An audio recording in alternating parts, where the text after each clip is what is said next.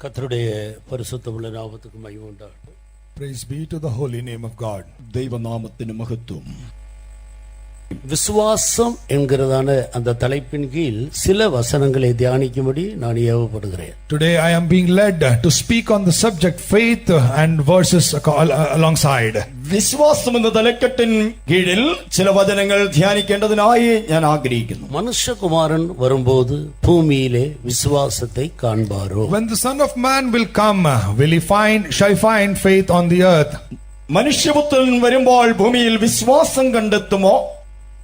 கர்த்தருக்கு ஸ்தோத்திரம். Praise be to God. ദൈവത്തിന് സ്തോത്രം. அநேக தேவ ஜனங்களின் மத்தியிலே விசுவாசத்தை இழந்த நிலவரத்தில் அநேகர் காணப்படுவார்கள் என்பதைத்தான் இந்த வசனம் நமக்கு சுட்டி காட்டுகிறது. This verse points out that many people at the time of when the Lord comes will be found wanting for faith. കർത്താവായ യേശു പ്രത്യക്ഷനാകുമ്പോൾ അനേകരിൽ വിശ്വാസത്യാഗം കാണപ്പെടുമെന്ന് ഈ തിരുവചനം പറയുകയാണ്. லூக்கா சுவிசேஷம் 18ஆம் அதிகாரத்தில் ஒரு விதவையை பற்றியதான ஒரு உவமையின் கடைசி பகுதியிலே 8வது வசனத்தில் மனுஷகுமாரன் வரும்போது பூமியில் விசுவாசத்தை காண்பாரோ என்றதான அந்த வசனத்தை நான் வாசிக்கிறோம். In the Luke's Gospel 18th chapter, when Jesus speaks about the parable of the widow, at the end of that whole parable he speaks this word, when the Son of Man comes, shall he find faith on the earth? ലൂക്കോസിന്റെ സുവിശേഷം 18ആം അധ്യായത്തിൽ ഒരു വിധവയെ സംബന്ധിച്ചുള്ളതായ ഉപമ കർത്താവായ യേശുക്രിസ്തു തിരുവായി മൊഴിഞ്ഞതിന് ശേഷം അതിന്റെ 8ാം വാക്യത്തിൽ യേശു പ്രകാരം പറയുകയാണ്, മനുഷ്യപുത്രൻ വരുമ്പോൾ ഭൂമിയിൽ വിശ്വാസം കണ്ടെത്തുമോ? எல்லா பாஷையிலும் அந்த வசனங்களை வாசி. Let's read this verse in all languages. ഈ വചനം എല്ലാ ഭാഷയിലും വായിക്കാം. എന്നാൽ മനുഷ്യപുത്രൻ വരുമ്പോൾ അവൻ ഭൂമിയിൽ വിശ്വാസം കണ്ടെത്തുമോ എന്ന് കർത്താവ് പറഞ്ഞു. On the earth. மனுஷகுமாரன் வரும்போது பூமியிலே விசுவாசத்தை காண்பாரோ என்றார். கர்த்தருக்கு ஸ்தோத்திரம். Praise be to God. ദൈവത്തിന് സ്തോത്രം. எனவே கர்த்தராகிய இயேசு கிறிஸ்து வருகிற இந்த நாட்களில் நாம் விசுவாசத்துக்காக தைரியமாய் போராட வேண்டும் என்று நாம் உணர்கிறோம். We understand that these times when the Lord is about to come, we need to contend very earnestly for the faith. കർത്താവായ യേശുക്രിസ്തു വരുവാൻ അടുത്തിരിക്കുന്ന നാളുകളിൽ വിശ്വാസത്തിന് വേണ്ടി ധൈര്യത്തോടെ നാം പോരാടണമെന്ന് നാം അറിയുന്നു. கிறிஸ்துவ ஜீவியத்தில் விசுவாசம் ஒரு முதுகு எலும்பு போல் காணப்படுகிறது. In the Christian life, faith is like a backbone. ക്രിസ്തീയ ജീവിതത്തിൽ വിശ്വാസം ഒരു നട്ടെല്ലായി കാണപ്പെടുകയാണ്. விசுவாசம் இல்லாமல் தேவனுக்கு பிரியமாய் இருப்பது கூடாத காரியம். And it is impossible to please God without faith. വിശ്വാസം കൂടാതെ ദൈവത്തെ പ്രസാദിപ്പിക്കുക അസാധ്യമാണ്. நல்ல போராட்டத்தை போராடினேன், ஓட்டத்தை முடித்தேன், விசுவாசத்தை காத்துக்கொண்டேன் என்று பரிசுத்த பவுல் தெளிவாக எழுதுகிறார். St. Paul writes very clearly that I have fought a good fight, I have finished my course, I have kept the faith. വിശുദ്ധ പൗലോസ് വ്യക്തമായി എഴുതിയിരിക്കുന്നു, ഞാൻ നല്ല പോർ പൊരുതു, ഓട്ടം തികച്ചു, വിശ്വാസം കാത്തു. கிறிஸ்துவ ஜீவியத்தை வேதத்தில் பல காரியங்களுக்கு ஒப்பிட்டு படிக்கிறோம். Christian life is being compared to many things in the scripture. ക്രിസ്തീയ ജീവിതത്തെ തിരുവചനത്തിൽ പലതിനോട് തുലനം ചെയ്ത് പഠിക്കാം. பந்தயசாலையில் ஓடுகிற ஒரு ஓட்ட வீரனுக்கு ஒப்பிட்டு படிக்கிறோம். It is compared to a runner who runs in a race. ஓட்டக்களத்தில் ஓடுന്ന ഒരുവനോട് ഉപമിച്ചതിനെ പഠിക്കുവാൻ കഴിയും. தனித்தனியே ஒரு மனிதனோடு யுத்தம் பண்ணுகிற ஒரு மல்யுத்த வீரனுக்கு ஒப்பிட்டு படிக்கிறோம். And he is also compared to a person who is punching in, who is wrestling. ഒറ്റയ്ക്കൊറ്റയ്ക്കായി മറ്റൊരുത്തനോട് മല്ലയുദ്ധം നടത്തുന്ന ദ്വന്ദ്വയുദ്ധം നടത്തുന്ന ഒരുത്തനോട് ഉപമിച്ച് പഠിക്കാം. ஒரு நல்ல விவசாயிக்கு ஒப்பிட்டு படிக்கிறோம். He is also compared to a good businessman. നല്ലൊരു വ്യവസായിയോട് തുലനം ചെയ്തും അതിനെ പഠിക്കാം. இப்படி கிறிஸ்துவ ஜீவியத்தை பல காரியங்களுக்கு வேதத்தில் ஒப்பிடப்பட்டு எழுதப்பட்டிருக்கிறது. Similarly, the Christian life is compared to many such examples and is being told. ഇങ്ങനെ ക്രിസ്തീയ ജീവിതത്തെ വേദപുസ്തകത്തിൽ പലതിനോടും ഉപമിച്ച് പറഞ്ഞിരിക്കുന്നു. இந்த எல்லா பகுதியிலேயும் விசுவாசம் இன்றியமையாத ஒன்றாக இருக்கிறது. And in all these aspects, faith is embedded within. ഇതിൽ എല്ലാറ്റിലും തന്നെ ഈ വശങ്ങളിലും അതിനോട് വിശ്വാസം ഒഴിച്ചുകൂടാൻ കഴിയാത്ത ഒന്നായി ചേർക്കപ്പെട്ടിരിക്കുന്നു. விசுவாசம் இல்லாமல் தேவனுக்கு பிரியமாயிருக்கவே முடியாது. Without faith, it is impossible to please God. വിശ്വാസം എന്നെ ദൈവത്തെ പ്രസാദിപ്പിക്കുവാൻ അസാധ്യമാകുന്നു.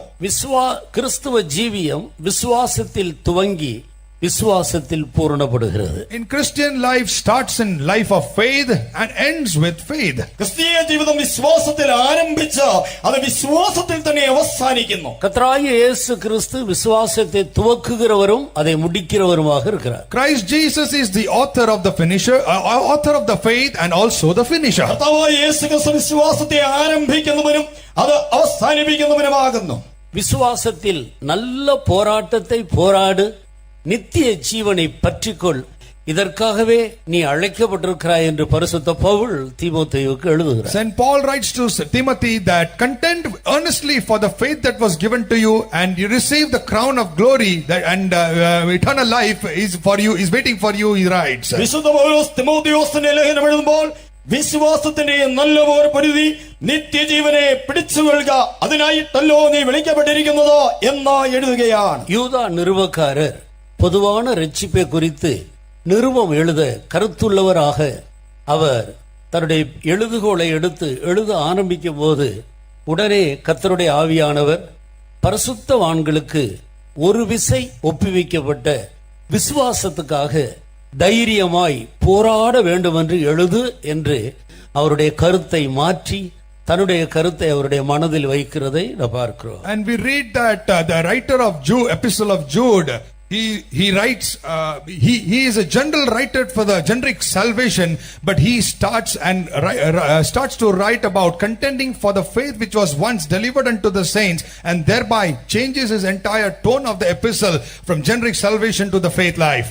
യൂദ തന്റെ ലേഖനം പൊതുവിലുള്ള രക്ഷയെ സംബന്ധിച്ച് എഴുതുവാൻ ആരംഭിക്കുമ്പോൾ ദൈവം തന്റെ ഹൃദയത്തിലുള്ള ഉദ്ദേശത്തെ മാറ്റി തന്റെ ഉദ്ദേശം തന്നിൽ വച്ചിട്ട് വിശുദ്ധന്മാർക്ക് ഒരിക്കലായി വരമേൽപ്പിച്ചതായ വിശ്വാസത്തിന് വേണ്ടി പോരാടിക്കൊണ്ട് അധ്വാനിക്കണം എന്നതിനെ സംബന്ധിച്ച് എഴുതേണ്ടതിനായ പ്രേരണ തനിക്ക് നൽകി. கர்த்தர் வருகிற நாட்களில் ஒரு காலத்தில் விசுவாசத்தில் நின்ற தேவனுடைய பிள்ளைகள் எல்லாம் விசுவாசத்திலே நிற்க முடியாமல் நஷ்டப்பட்டு போகிற ஒரு காலமாக இருக்கும் என்று வேதத்தில் இந்த வசனத்தின் மூலம் நாம் விளங்கிக் கொள்கிறோம். Through this word, during this end times when the Lord is about to come, we can understand that it is written there that the people who are standing once for the faith, the children are unable to stand for the faith. ഈ വചനത്തിൽ നമുക്ക് പ്രകാരം മനസ്സിലാക്കുവാൻ കഴിയും, ഒരു കാലത്ത് കർത്താവിന്റെ വരവിന് വേണ്ടി കാത്ത വിശ്വാസത്തോടെ ആയിരുന്നവർ കർത്താവിന്റെ വരവ് ഏറ്റവും സമീപേ ആയിരിക്കുന്ന നാളുകളിൽ വിശ്വാസം വിട്ട്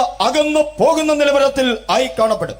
நீயும் இயேசு கிறிஸ்துவுக்கு நல்ல போர் சேவகனாக தீங்கு அனுபவி என்று பரிசுத்த பவுல் எழுதுகிறார். And Saint Paul also writes, you being a good soldier of Christ, contend for the faith. വിശുദ്ധ പൗലോസ് പ്രകാരം എഴുതുകയാണോ, നീയും ക്രിസ്തേശുവിന്റെ നല്ല വടനായി നല്ല പോർ പൊരുതുക. ஒரு கிறிஸ்தவன் என்றால் அவன் நல்ல ஒரு போர் வீரன். A good Christian is also a good fighter or a warrior. ഒരു നല്ല ക്രിസ്ത്യാനി നല്ല ഒരു പടയാളിയും കൂടിയാകും. அவன் இயேசு கிறிஸ்துவோடு சேர்ந்து நடக்கிறவன். He is the one who walks alongside Jesus. അവൻ യേശുവിനോട് ചേർന്ന് നടക്കുന്നവനാകുന്നു. இந்த உலகத்தை எதிர்த்து முன்னேறுகிறவன். He is the one who walks contrary, encountering the world. അവൻ ലോകത്തെ എതിർത്ത് മുന്നേറി പോകുന്നവനാകുന്നു. அவன் பாவத்தை எதிர்த்து முன்னேறுகிறவன். He encounters sin and goes forward. അവൻ പാപത്തോട് എതിർത്ത് നിന്ന് മുന്നേറി പോകുന്നവനാകുന്നു. வியாதியை எதிர்த்து முன்னேறி செல்லுகிறவன். He encounters and faces disease, sicknesses and walks. അവൻ രോഗത്തെയും എതിർത്ത് മുന്നേറുന്നവനാകുന്നു. சகல அசுத்த ஆவிகளையும் எதிர்த்து முன்னேறி செல்லுகிறவன். He walks contrary to and encounters every unclean devils. അവൻ സകലവിധ അശുദ്ധാത്മാക്കളെയും എതിർത്ത് മുന്നേറി പോകുന്നവനുമാകുന്നു. அவன் ஒரு நல்ல போர் சேவகர். He is a good soldier. അവൻ നല്ലൊരു പടയാളിയാകുന്നു. அது நிமித்தம் அவனுக்கு பல தீங்கு உண்டு, கஷ்டங்கள் உண்டு. அதை அவன் சகித்து கொண்டு அவன் முன்னேறி செல்ல வேண்டும். Because of which he will also be faced with much affliction, and he must bear all that and walk therein. അത് നിമിത്തമായി അവന്റെ ജീവിതത്തിൽ പല തിന്മകൾ കഷ്ടങ്ങൾ കടന്നു വരും. ആയതിനെ സഹിച്ച് മുന്നേറിത്താൻ പോകണം.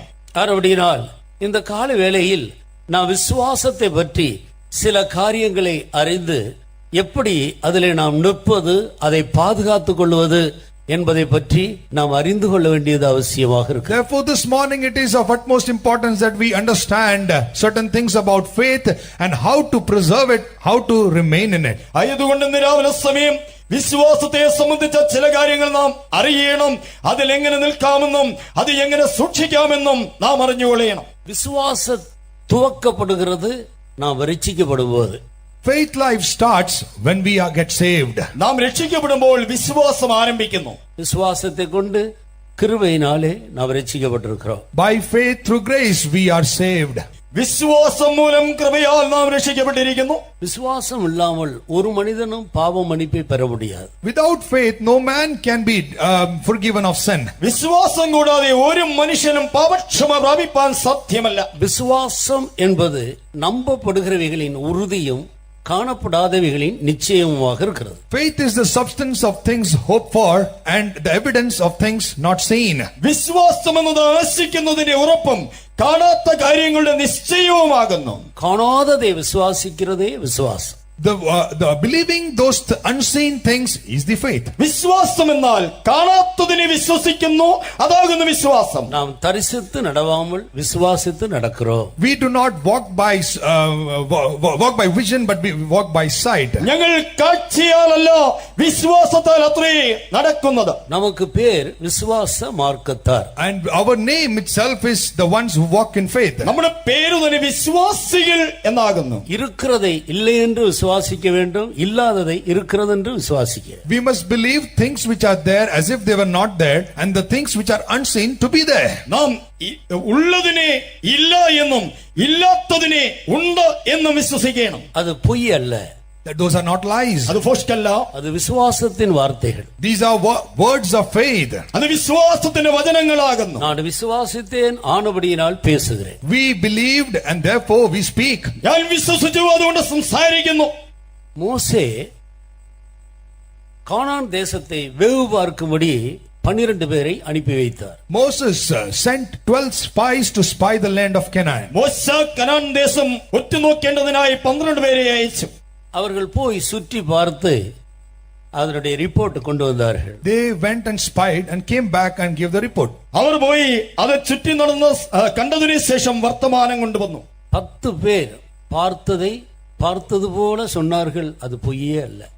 10 people of them gave the report of what they saw and they were not telling lies. അവരിൽ 10 പേർ അവിടെ എന്ത് കണ്ടുവോ അത് തന്നെ പറഞ്ഞു, അത് ഫോഷ്കലായിരുന്നു. ஆனால் 2 பேர்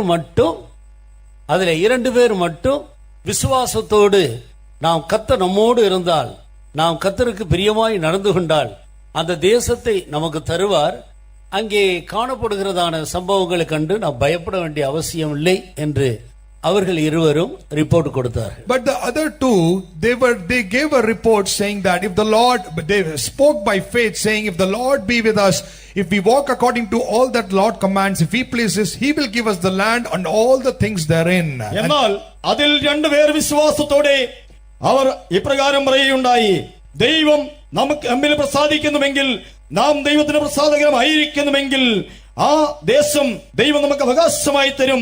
അവിടെ കാണുന്നവയെ കുറിച്ച് നാം ചിന്തിക്കേണ്ട ആവശ്യമില്ല. அங்கே ஏனோக்கின் புத்திரர்களை நாங்கள் கண்டோம். We saw the children of Anak there. അനാക്കിന്റെ പുത്രന്മാരെ ഞങ്ങൾ അവിടെ കണ്ടു. அவர்களுடைய பார்வையில் நாங்கள் வெட்டுக்கிளியை போல இருந்தோம். We were as if in their sight as grasshoppers. അവരുടെ ദൃഷ്ടിയിൽ ഞങ്ങൾ വെട്ടുക്കിളികളെ പോലെ ആയിരുന്നു. எங்களுடைய பார்வையிலையும் அப்படித்தான் இருந்தது. அவர்கள் அவ்வளோ பெரியவர்களும் யானைக்கு முன்னால பூனை நிற்கிறது போல. In our sight also we were as if we were grasshoppers and they were looking like giants. അവരുടെ മുൻപാകെ ഞങ്ങൾ അങ്ങനെ തന്നെയായിരുന്നു, ആനയുടെ മുൻപാകെ പൂച്ച നിൽക്കുന്നത് പോലെയായിരുന്നു. இப்படி சொல்லி ஜனங்களுடைய இருதயத்தை கரைய பண்ணினார்கள். And saying so, they defiled the hearts of men. ഇങ്ങനെ പറഞ്ഞുകൊണ്ട് ജനത്തിന്റെ മനസ്സിനെ അവരെ കരയിക്കുവാനിടയാക്കി. இவர்கள் எகிப்திலிருந்து புறப்பட்டது விசுவாசத்தினால. They started from the land of Egypt through faith. വിശ്വാസത്താൽ മിസ്രൈമിൽ നിന്ന് അവർ പുറപ്പെട്ടു. வழியிலே செங்கடல் தடையாக இருந்தது. amidst the way, the Red Sea was an obstacle. വഴിമധ്യേ ചെങ്കടൽ തടസ്സമായിരുന്നു. கர்த்தர் அவர்களுக்காக கிரியை செய்து சமுத்திரத்தை இரண்டாக பிளந்தார். The Lord worked for them and he divided the seas. ദൈവം അവർക്ക് വേണ്ടി യുദ്ധം ചെയ്ത് സമുദ്രത്തെ രണ്ടായി വിഭാഗിച്ചു. 40 வருடங்கள் வனாந்தரத்திலே பிரயாணம் பண்ணினார்கள். அவர்களுடைய வஸ்திரங்கள் பழசாய் போகவில்லை, பாதரட்சை தேயவில்லை. The 40 years they journeyed through the wilderness. Their clothes did not become old. Their footwear was not worn out. 40 വർഷങ്ങൾ മരുഭൂ പ്രയാണം അവർ ചെയ്തുവെങ്കിലും അവരുടെ വസ്ത്രം പഴകിപ്പോയില്ല, ചെരുപ്പ് ജീർണിച്ചു പോയതുമില്ല, கால்கள் வீங்கவும் இல்லை. And their feet was not heavy. അവരുടെ കാല് വീങ്ങിയതുമില്ല. அவர்கள் விசுவாசித்த ஆண்டவர் அவர்களுக்கு அவ்வளவு உண்மையாக இருந்தார். The Lord whom they believed, he was faithful to them. അവർ വിശ്വസിച്ചവനായ ദൈവം അവർക്ക് വിശ്വസ്തനായി കൂടെയിരുന്നു. இவ்வளவு அற்புதங்களை கண்ட பிறகும் கூட கானான்ல போய் சுற்றி வேவு பார்த்து வரும்போது அந்த தேசத்தை கர்த்தர் நமக்கு தருவார் என்று ஆண்டவர் பண்ணின வாக்குத்தத்தத்தை அவர்கள் விசுவாசிக்க முடியவில்லை. After seeing so many wonders also, when they went to spy the land of Canaan and they came back and gave the report, they could not believe that the Lord will hand that land to them. ഇങ്ങനെ അത്ഭുതങ്ങളെ കണ്ടവരായ അവർക്ക് ആ Canaan ദേശം ഒറ്റുനോക്കിയതിനു ശേഷം ദൈവം നമുക്ക് വാഗ്ദത്തം തരുമെന്ന് വാഗ്ദത്തം ചെയ്ത ദേശം തരുമെന്ന് അവർക്ക് വിശ്വസിപ്പാൻ കഴിഞ്ഞില്ല. விசுவாசித்த 2 பேர் மட்டும் அதற்குள் பிரவேசித்தார். The two who believed were the only ones to enter therein. വിശ്വസിച്ച 2 പേർ മാത്രം ആ ദേശത്ത് പ്രവേശിച്ചു. எகிப்திலிருந்து புறப்பட்டவர்களில் புருஷர்களில் 2 பேர்தான் கானானுக்குள்ள பிரவேசித்தார்கள். மற்றவர்கள் எல்லாம் வனாந்தரத்தில் அழிந்து போனார். Among the males who started from the land of Egypt, only 2 entered the land of Canaan. Rest everybody perished by the way. മിസ്രയീമിൽ പുറപ്പെട്ട് കടന്നു വന്ന പുരുഷന്മാരിൽ ആ വിശ്വസിച്ചവരായ 2 പേർ മാത്രം ആ ദേശത്ത് പ്രവേശിച്ചു. ബാക്കിയുള്ളവർക്കെയും പട്ടുപോകുവാനിടയായി. அவர்களுடைய சந்ததிகள் தான் அதற்குள்ளே பிரவேசித்தார்கள். Only their children were able to enter the land. അവരുടെ കുഞ്ഞുകുട്ടികൾ മാത്രം ആ ദേശത്ത് പ്രവേശിച്ചു. அவர்களுக்கு அன்றைக்கு அது உண்மையாக சம்பவித்தது. நமக்கு அது எச்சரிப்பு உண்டாகும்படி, நமக்கும் அப்படி சம்பவித்து விடக்கூடாது, நாம் விசுவாசத்தை இழந்து விடக்கூடாது என்பதற்காக எச்சரிப்பாக இந்த சம்பவம் வேதத்தில் நமக்காக எழுதப்பட்டிருக்கிறது. These words are written in the word of God for our admonishment, that in a literal sense it happened to them, in spiritual ways it should not happen to us. വാസ്തവമായും സത്യമായും അവർക്ക് സംഭവിച്ചത് നമ്മുടെ ജീവിതത്തിൽ നാം വിശ്വാസം വിട്ട് പോകാനിടയാകാതിരിക്കേണ്ടതിനായി ഒരു ബുദ്ധിപദേശമായി ദൃഷ്ടാന്തമായി നമുക്ക് എഴുതപ്പെട്ടിരിക്കുന്നു. கர்த்தர் வருகிறார் என்று நாம் பாடுகிறோம். We sing the Lord is coming soon. കർത്താവ് വേഗത്തിൽ വരുമെന്ന് നാം പാടുന്നു. ஆண்டவர் வருகிறார் என்று விசுவாசிக்கிறோம். And we believe that the Lord will come soon. കർത്താവ് വേഗത്തിൽ വരുമെന്ന് വിശ്വസിക്കുന്നു. மற்றவர்களுக்கும் அறிவிக்கிறோம். And we also tell others. മറ്റുള്ളവരോട് നാം പറയുന്നു. ஆனால் ஆண்டவர் வருகிற இந்த நாட்களில் அவரை சந்திப்பதற்கு நம்முடைய விசுவாசம் எந்த அளவு சரியாக இருக்கிறது என்பதை நாம் நிதானிக்க வேண்டும். But the time when the Lord is about to arrive, we need to check and measure our standard of faith these days. എന്നാൽ കർത്താവ് വരുന്ന സമയം അടുത്തിരിക്കുമ്പോൾ നമ്മുടെ വിശ്വാസം ഏത് അളവിൽ കാണപ്പെടുന്നുവെന്ന് നാം ചിന്തിച്ചു നോക്കേണ്ടത് ആവശ്യമാകുന്നു. இப்பொழுது இந்த பூமியில் குடியிருக்கிற நமக்கு விசுவாசம், நம்பிக்கை, அன்பு இம்மூன்றும் அவசியமாக நமக்குள் நிலைத்திருக்கிறது. இதில் அன்பு பெரியது என்றாலும் விசுவாசம் முந்தினது என்று நான் விலகிக் கொள்வார். And we who are dwelling on this earth, for us there are 3 important things, which is hope, faith and charity. Amongst these, charity is the most biggest, but the faith is also the highest. കർത്താവ് യേശുവിന്റെ വരവിനോട് സമീപമായിരിക്കുന്ന നമ്മുടെ ജീവിതത്തിൽ വിശ്വാസം, പ്രത്യാശ, സ്നേഹം ഇവ മൂന്നും നിലനിൽക്കും. ഇവയിൽ വലിയ സ്നേഹം തന്നെയെന്ന് പറഞ്ഞിരുന്നാലും വിശ്വാസം അതിന്റെ മുൻനിരയിൽ നിൽക്കുന്നതായി നമുക്ക് മനസ്സിലാക്കുവാൻ കഴിയും. 1 கொரிந்தியர் 13ஆம் அதிகாரத்தின் கடைசியிலே நாம் அப்படி படிக்கிறோம். And we read it in 1 Corinthians 13th chapter, the last verse. 1 കൊരിന്ത്യർ 13ആം അധ്യായത്തിന്റെ അവസാന വാക്യത്തിൽ നാം അത് വായിക്കുന്നു. நம்பிக்கையும் அன்பும் நமக்குள்ள பெருகுவதற்கு விசுவாசம் மிகவும் அவசியம்.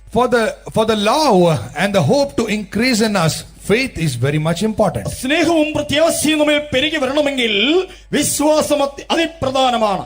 என்னுடைய விசுவாசம் கட்டப்பட வேண்டும், நான் எப்படியாயிலும் என் இயேசுவை சந்திக்க வேண்டும் என்ற வாஞ்சி உள்ளவர்கள் நம்முடைய கரங்களை உயர்த்தி இந்த காலை வேளையில கர்த்தர் நம்முடைய விசுவாசத்தை வர்த்திக்க பண்ணும்படியாக கொஞ்ச நேரம் கர்த்தரை நாம் ஸ்தோத்திரிப்போம். For that the Lord may, those who want to build up their faith life, and those who admit that their faith life is in shambles and wants to build it up, let's lift up our hands and praise God for a while. എന്റെ വിശ്വാസ ജീവിതം പണിത് ഉയർത്തപ്പെടണമെന്ന് ആഗ്രഹിക്കുന്നവർ അല്പസമയം നിങ്ങളുടെ കരങ്ങളെ ഉയർത്തി അതിനു വേണ്ടി നമുക്ക് സ്തോത്രം ചെയ്യാം. Praise the Lord. Praise the Lord. Shavala ravala rabahatudoy. Shavala rabakatura valaria baushida valaria. Hallelujah. Hallelujah. You know, you love bakatura valaria baushida valaria bauturai. Hallelujah. Hallelujah. Hallelujah. விசுவாசம் எப்படி நமக்குள் உண்டாகிறது? How does faith beget in us? വിശ്വാസം നമ്മിൽ എങ്ങനെ ആരംഭിക്കുന്നു? விசுவாசம் கேள்வியினால் உண்டாகிறது. Faith cometh by the hearing. വിശ്വാസം കേൾവിയാൽ കടന്നു വരുന്നു. வாயால கேட்கிற கேள்வியினால் அல்ல, காதால கர்த்தருடைய வசனங்களை கேட்கிறதுனாலே நமக்குள்ளே விசுவாசம் உண்டாகுது. Not by the hearing of the mouth, but by hearing of the ear, hearing the word of God. വായാൽ കേൾക്കുന്ന കേൾവിയാലല്ല, നമ്മുടെ ചെവികൾ കൊണ്ട് കർത്താവിന്റെ വചനം കേൾക്കുന്നതിനാൽ. கர்த்தருக்கு ஸ்தோத்திரம். Praise be to God. ദൈവത്തിന് സ്തോത്രം. அப்படினால் இந்த காலை வேளையில் கர்த்தர் தாமே விசுவாசத்தின் அடிப்படையில் நம்முடைய மனக்கண்களை பிரகாசிப்பாராக. Therefore this morning may the Lord open our eyes to the aspects of faith. ആയതുകൊണ്ട് വിശ്വാസം എന്ന അടിസ്ഥാനത്തിന്മേൽ ഇന്ന് രാവിലെ സമയം കർത്താവ് നമ്മുടെ ഹൃദയദൃഷ്ടികളെ തുറക്കട്ടെ. இயேசு எனக்காக மரித்தார் என்பதை விசுவாசித்து நம்முடைய பாவங்களை நாம் அறிக்கையிட்டு பாவ மன்னிப்பை பெறும்போது விசுவாசம் நமக்குள்ளே துவக்கப்படுகிறது. Jesus died for me, and when we believe it and when we confess our sins to him, the faith begins in us. യേശു എനിക്കായി മരിച്ചുവെന്ന് പറഞ്ഞുകൊണ്ട് നമ്മുടെ പാപങ്ങൾക്കായി ഏറ്റുപറഞ്ഞ പാപക്ഷമ ചോദിക്കുമ്പോൾ വിശ്വാസം നമ്മുടെ ജീവിതത്തിൽ ആരംഭിക്കുകയാണ്. நாம் எல்லாரும் நம்முடைய வேத புத்தகத்தை 1 பேதுரு 2 அதிகாரம் 24வது வசனத்துக்கு நேராக திருப்பு. Let's all turn our scriptures to 1 Peter 2nd chapter 24th verse. 1 പത്രോസ് 2 അധ്യായത്തിന്റെ 24 വാക്യത്തിലേക്ക് നമ്മുടെ വേദപുസ്തകത്തെ നമുക്ക് തുറക്കാം. നാം പാപം സംബന്ധിച്ച് മരിച്ചു നീതിക്ക് ജീവിക്കേണ്ടതിന് അവൻ തന്റെ ശരീരത്തിൽ നമ്മുടെ പാപങ്ങളെ ചുമന്നുകൊണ്ട് ക്രൂശിന്മേൽ കയറി അവന്റെ അടിപ്പിണരാൽ നിങ്ങൾക്ക് സൗഖ്യം വന്നിരിക്കുന്നു. Who his own self bare our sins in his own body on the tree, that we being dead to sin should live unto righteousness, by whose stripes you were healed. நாம் பாவத்துக்கு செத்து நீதிக்கு பிழைத்திருக்கும்படிக்கு அவர் தாமே தமது சரீரத்திலே தம்முடைய பாவங்களை சிலுவையின் மேல் சுமந்தார், அவருடைய தழும்புகளால் குணமானீர்கள். கர்த்தருடைய நாமத்துக்கு மகிமை உண்டாகட்டும். Praise be to God's holy name. ദൈവനാമം മഹത്വപ്പെടുമാറാകട്ടെ. இது கல்வாரியில் கர்த்தராகிய இயேசு கிறிஸ்து மனிதனுக்காக செய்து முடித்த கிரியைகளில் ஒன்று. This is one of the work that the Lord Jesus Christ finished on Calvary for the mankind. മനുഷ്യ ജാതിക്ക് വേണ്ടി കാൽവരി ക്രൂശിൽ കർത്താവായ യേശു ക്രിസ്തു ചെയ്തു തികച്ച പ്രവൃത്തികളിൽ ഒന്നാകുന്നു ഇത്. பாவங்களுக்கு செத்து நீதிக்கு பிழைத்திருக்கும்படிக்கு அவர்தாமே நம்முடைய பாவங்களை தம்முடைய சரீரத்தில் சிலுவையின் மேல் சுமந்தார். Who his own self bare our sins in his own body on the tree, that we being dead to sins should live unto righteousness. നാം പാപം സംബന്ധിച്ച് മരിച്ചു നീതിക്ക് ജീവിക്കേണ്ടതിന് അവൻ തന്നെ ശരീരത്തിൽ നമ്മുടെ പാപങ്ങളെ ചുമന്നുകൊണ്ട് ക്രൂശിന്മേൽ കയറി. இந்த முழு உலகமும் பாவத்துக்குள்ளாக காணப்படுகிறது. The entire world seems to be in the sin. ഇന്ന് മുഴു ലോകവും പാപത്തിൻ കീഴിൽ കാണപ്പെടുന്നു. கர்த்தராகிய இயேசு சுமார் 2000 வருடங்களுக்கு முன்பாக இந்த பூமியில ஊழியம் செய்யும் போதே அப்பொழுது இருந்ததான அந்த ஜனங்களுடைய அந்த சந்ததியை பற்றி இப்படி சொன்னார். And the Lord Jesus Christ approximately 2000 years ago, when he was ministering on the earth, looking at the people or that generation, he spoke thus. ഏറെക്കുറെ 2000 വർഷത്തിന് മുൻപായി കർത്താവായ യേശു ക്രിസ്തു ഇഹലോകത്തിൽ താൻ ശുശ്രൂഷ ചെയ്തപ്പോൾ അന്നുണ്ടായിരുന്ന ജനത്തെ സംബന്ധിച്ച് ഇപ്രകാരം പറയുകയുണ്ടായി. அந்த சந்ததிக்கு அவர் கொடுத்த பெயர் என்ன? What was the name he gave to that seed? ആ സന്തതിക്ക് ദൈവം കൊടുത്ത പേരെന്താകുന്നു? இது விபச்சாரமும் பாவமும் உள்ள சந்ததி என்று சொன்னார். This is a generation that is adulterous and sinful. ഇത് ദോഷവും വ്യഭിചാരവും ഉള്ളതായ തലമുറ. முழு உலகமும் பாவத்துக்குள்ள முழுகி கிடக்கிறது. The whole world is embroiled in sin. മുഴു ലോകവും പാപത്തിൽ ആണ്ട് കിടക്കുന്നു. மனிதன் பாவத்து நிமித்தம் தேவனை விட்டு தூரமாக போய் விழுந்து கிடக்கிறார். Because of that sin, man goes far away from God and is fallen down. പാപം നിമിത്തമായി മനുഷ്യൻ ദൈവത്തെ വിട്ട് അകന്നുപോയി വീണ നിലവരത്തിലായിരിക്കുന്നു. தாவீது தன்னுடைய ஆவிக்குரிய நிலவரத்தை குறித்து சொல்லும்போது, நான் உளையான சேற்றிலும் பயங்கரமான குழியிலும் கிடந்தேன் என்ற தன்னுடைய முந்தின அனுபவத்தை அவர் சொல்லுகிறார். David speaks about his own previous life, saying that I was in the deep mire in that pit. ദാവീദ് തന്റെ ജീവിതത്തെ സംബന്ധിച്ച് പറയുമ്പോൾ കുഴഞ്ഞ ചേറ്റിലും താണതായ കുഴിയിലും ഞാൻ ആയിരുന്നുവെന്ന് താൻ പറയുകയാണ്. அன்னாள் பாடும்போது ஒரு மனிதன், ஆண்டவர் மனிதனை புழுதியிலிருந்து எடுத்து குப்பையிலிருந்து உயர்த்துகிறார். அவன் கிடக்கிற இடம் குப்பை என்று சொல்லுகிறார். And when Hannah speaks about it, she says a man is being raised from the dust and is lifted up. She speaks about the place that he lies as dust. Hannah പാടുമ്പോൾ ഇങ്ങനെ പറയുന്നു, കുപ്പയിൽ നിന്ന് മനുഷ്യനെ ദൈവം ഉയർത്തി പൊടിയിൽ അവൻ കിടക്കുന്ന അനുഭവത്തിൽ ആയിരിക്കുന്നു എന്ന് പറയുകയാണ്. மண்ணினால மனிதனை உருவாக்கினார். அந்த மனிதன் பாவம் செய்து விழுந்த போது குப்பையில விழுந்து விட்டான். இப்போது இயேசு கிறிஸ்து குப்பையிலிருந்து மனிதனை தூக்கி எடுக்கிறார். When man was created out of dust, and therefore when he committed a sin and he fell down, he fell into the dust. Now Jesus Christ came and lifted up man out of the dust. മണ്ണ് കൊണ്ട് ഉരുവാക്കിയവനായ മനുഷ്യൻ പാപം ചെയ്തപ്പോൾ ആ കുപ്പയിൽ വീണുപോയി. ഇപ്പോൾ കർത്താവായ യേശുക്രിസ്തു അവിടെ നിന്ന് അവനെ ഉയർത്തിക്കൊണ്ടുവരികയാണ്. அது நாற்றமுள்ள ஒரு இடம். That is a stinking place. അത് ദുർഗന്ധം വമിക്കുന്ന സ്ഥലം. பிரயோஜனமற்ற பொருட்களால் நிறைந்த ஒரு இடம். It is a place filled with useless things. നിഷ്പ്രയോജനമായ വസ്തുക്കൾ കൊണ്ട് നിറഞ്ഞതായ ഇടമാകുന്നു. பன்றி, நாய் போன்ற அசுத்த மிருகங்கள் அங்கே சுற்றி கொண்டிருக்கிற ஒரு இடம். Unclean animals like dogs, pigs stray around. പന്നിയും നായും തുടങ്ങിയ അശുദ്ധ മൃഗങ്ങൾ അലഞ്ഞു തിരിയുന്ന ഇടം. ஊருக்கு புறம்பே ஒதுக்கப்பட்ட ஒரு இடம். That is a place which is outside the town. തെരുവീതിക്ക് പുറത്തുള്ളതായ ഒരു ഒഴിഞ്ഞ ഇടം. பாவத்தில் விழுந்து போன ஒரு மனிதன் தேவனுடைய பார்வையில், பரலோகத்தின் பார்வையிலே இப்படிப்பட்ட ஒரு இடத்தில் கிடக்கிறார். A man who falls in sin in the sight of heaven, in the sight of God, falls down and lies down in such a place. പാപത്തിൽ വീണുപോയതായ മനുഷ്യൻ ദൈവിക ദൃഷ്ടിയിൽ, സ്വർഗീയ ദൃഷ്ടിയിൽ അவ்விதത്തിൽ ഇടത്തിൽ കിടക്കുന്ന മനുഷ്യനാകുന്നു. ஒரு மனிதரும் பக்கத்துல வரக்கூடாத அளவுக்கு ஒரு நாற்றமுள்ள ஒரு ஜீவியம். He lives a life, a stinking life that no man can approach him. ഒരു മനുഷ്യനും തന്നെ സമീപിക്കുവാൻ കഴിയാത്ത അനാറ്റം വമിക്കുന്നതായ അനുഭവത്തിൽ அன்புள்ள ஆண்டவர் மனிதன் கிடக்கிற அந்த குப்பைக்கு அவனை தேடி வந்தார். The loving Lord came to that very dust where the man lies, seeking for him.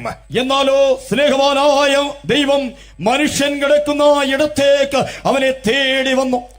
அவன் கிடக்கிற இடத்தில் அந்த சேற்று நாற்றத்தோடு அவனை அள்ளி அணைத்து அவனிடத்தில் அன்பு கூர்ந்து தன்னுடைய இரத்தத்தினால் அவனை கழுவி சுத்தமாக்குகிறார். He takes that man out of the miry clay that he is lying in, hugs him and brings him back and cleanses him. ആ ചേറ്റിൽ നാറ്റം വമിച്ച അനുഭവത്തിൽ കിടക്കുന്നവനെ ചേർത്ത് ആശ്ലേഷിച്ച് തന്റെ രക്തം കൊണ്ടവനെ കഴുകി ശുദ്ധീകരിക്കുകയാണ്. இயேசு கிறிஸ்து கல்வாரியில் நமக்காக செய்து முடித்த கிரியைகளில் முதல் கிரியை மனிதன் பாவங்களுக்கு செத்தவனாக மாற வேண்டும். The first work that the Lord Jesus Christ did for man on Calvary is that man should be as dead to sins. കർത്താവായ യേശുക്രിസ്തു നമുക്ക് വേണ്ടി കാൽവരിയിൽ നിവർത്തിച്ച പ്രവൃത്തികളിൽ ഒന്ന് മനുഷ്യൻ പാപസംബന്ധിച്ച് മരിക്കണം എന്നുള്ളതാണ്. ஒரு கல்வாரியில் இயேசு முடித்த கிரியையை நாம் விசுவாசிக்கும் போது எவ்வளவு பெரிய அனுபவத்தை நாம் சொந்தமாக்குகிறோம் என்று நீங்கள் சிந்திக்க வேண்டும். You must understand that when we believe a finished work on Calvary, how big an experience we achieve. കാൽവരിയിൽ നിവർത്തിച്ച പ്രവൃത്തിയിൽ നാം വിശ്വസിക്കുമ്പോൾ എപ്രകാരം അത് നമുക്ക് സ്വായത്തമാക്കാമെന്നും നാം അറിയണം. அதை விசுவாசித்து அதை நம்முடைய சொந்த வாழ்க்கையில் அனுபவிக்க வேண்டும். We must believe that and also apply it to our life. വിശ്വസിച്ച് നാം അത് സ്വന്തം ജീവിതത്തിൽ അനുഭവിക്കണം. இந்த விசுவாசத்துக்கு போராட்டம் உண்டு. அதை நீ பத்திரமாக போராடி பாதுகாத்துக்கொள்ள. There is a fight for this faith. You must contend faithfully for that faith. ഈ വിശ്വാസത്തിനൊരു പോരാട്ടമുണ്ട്.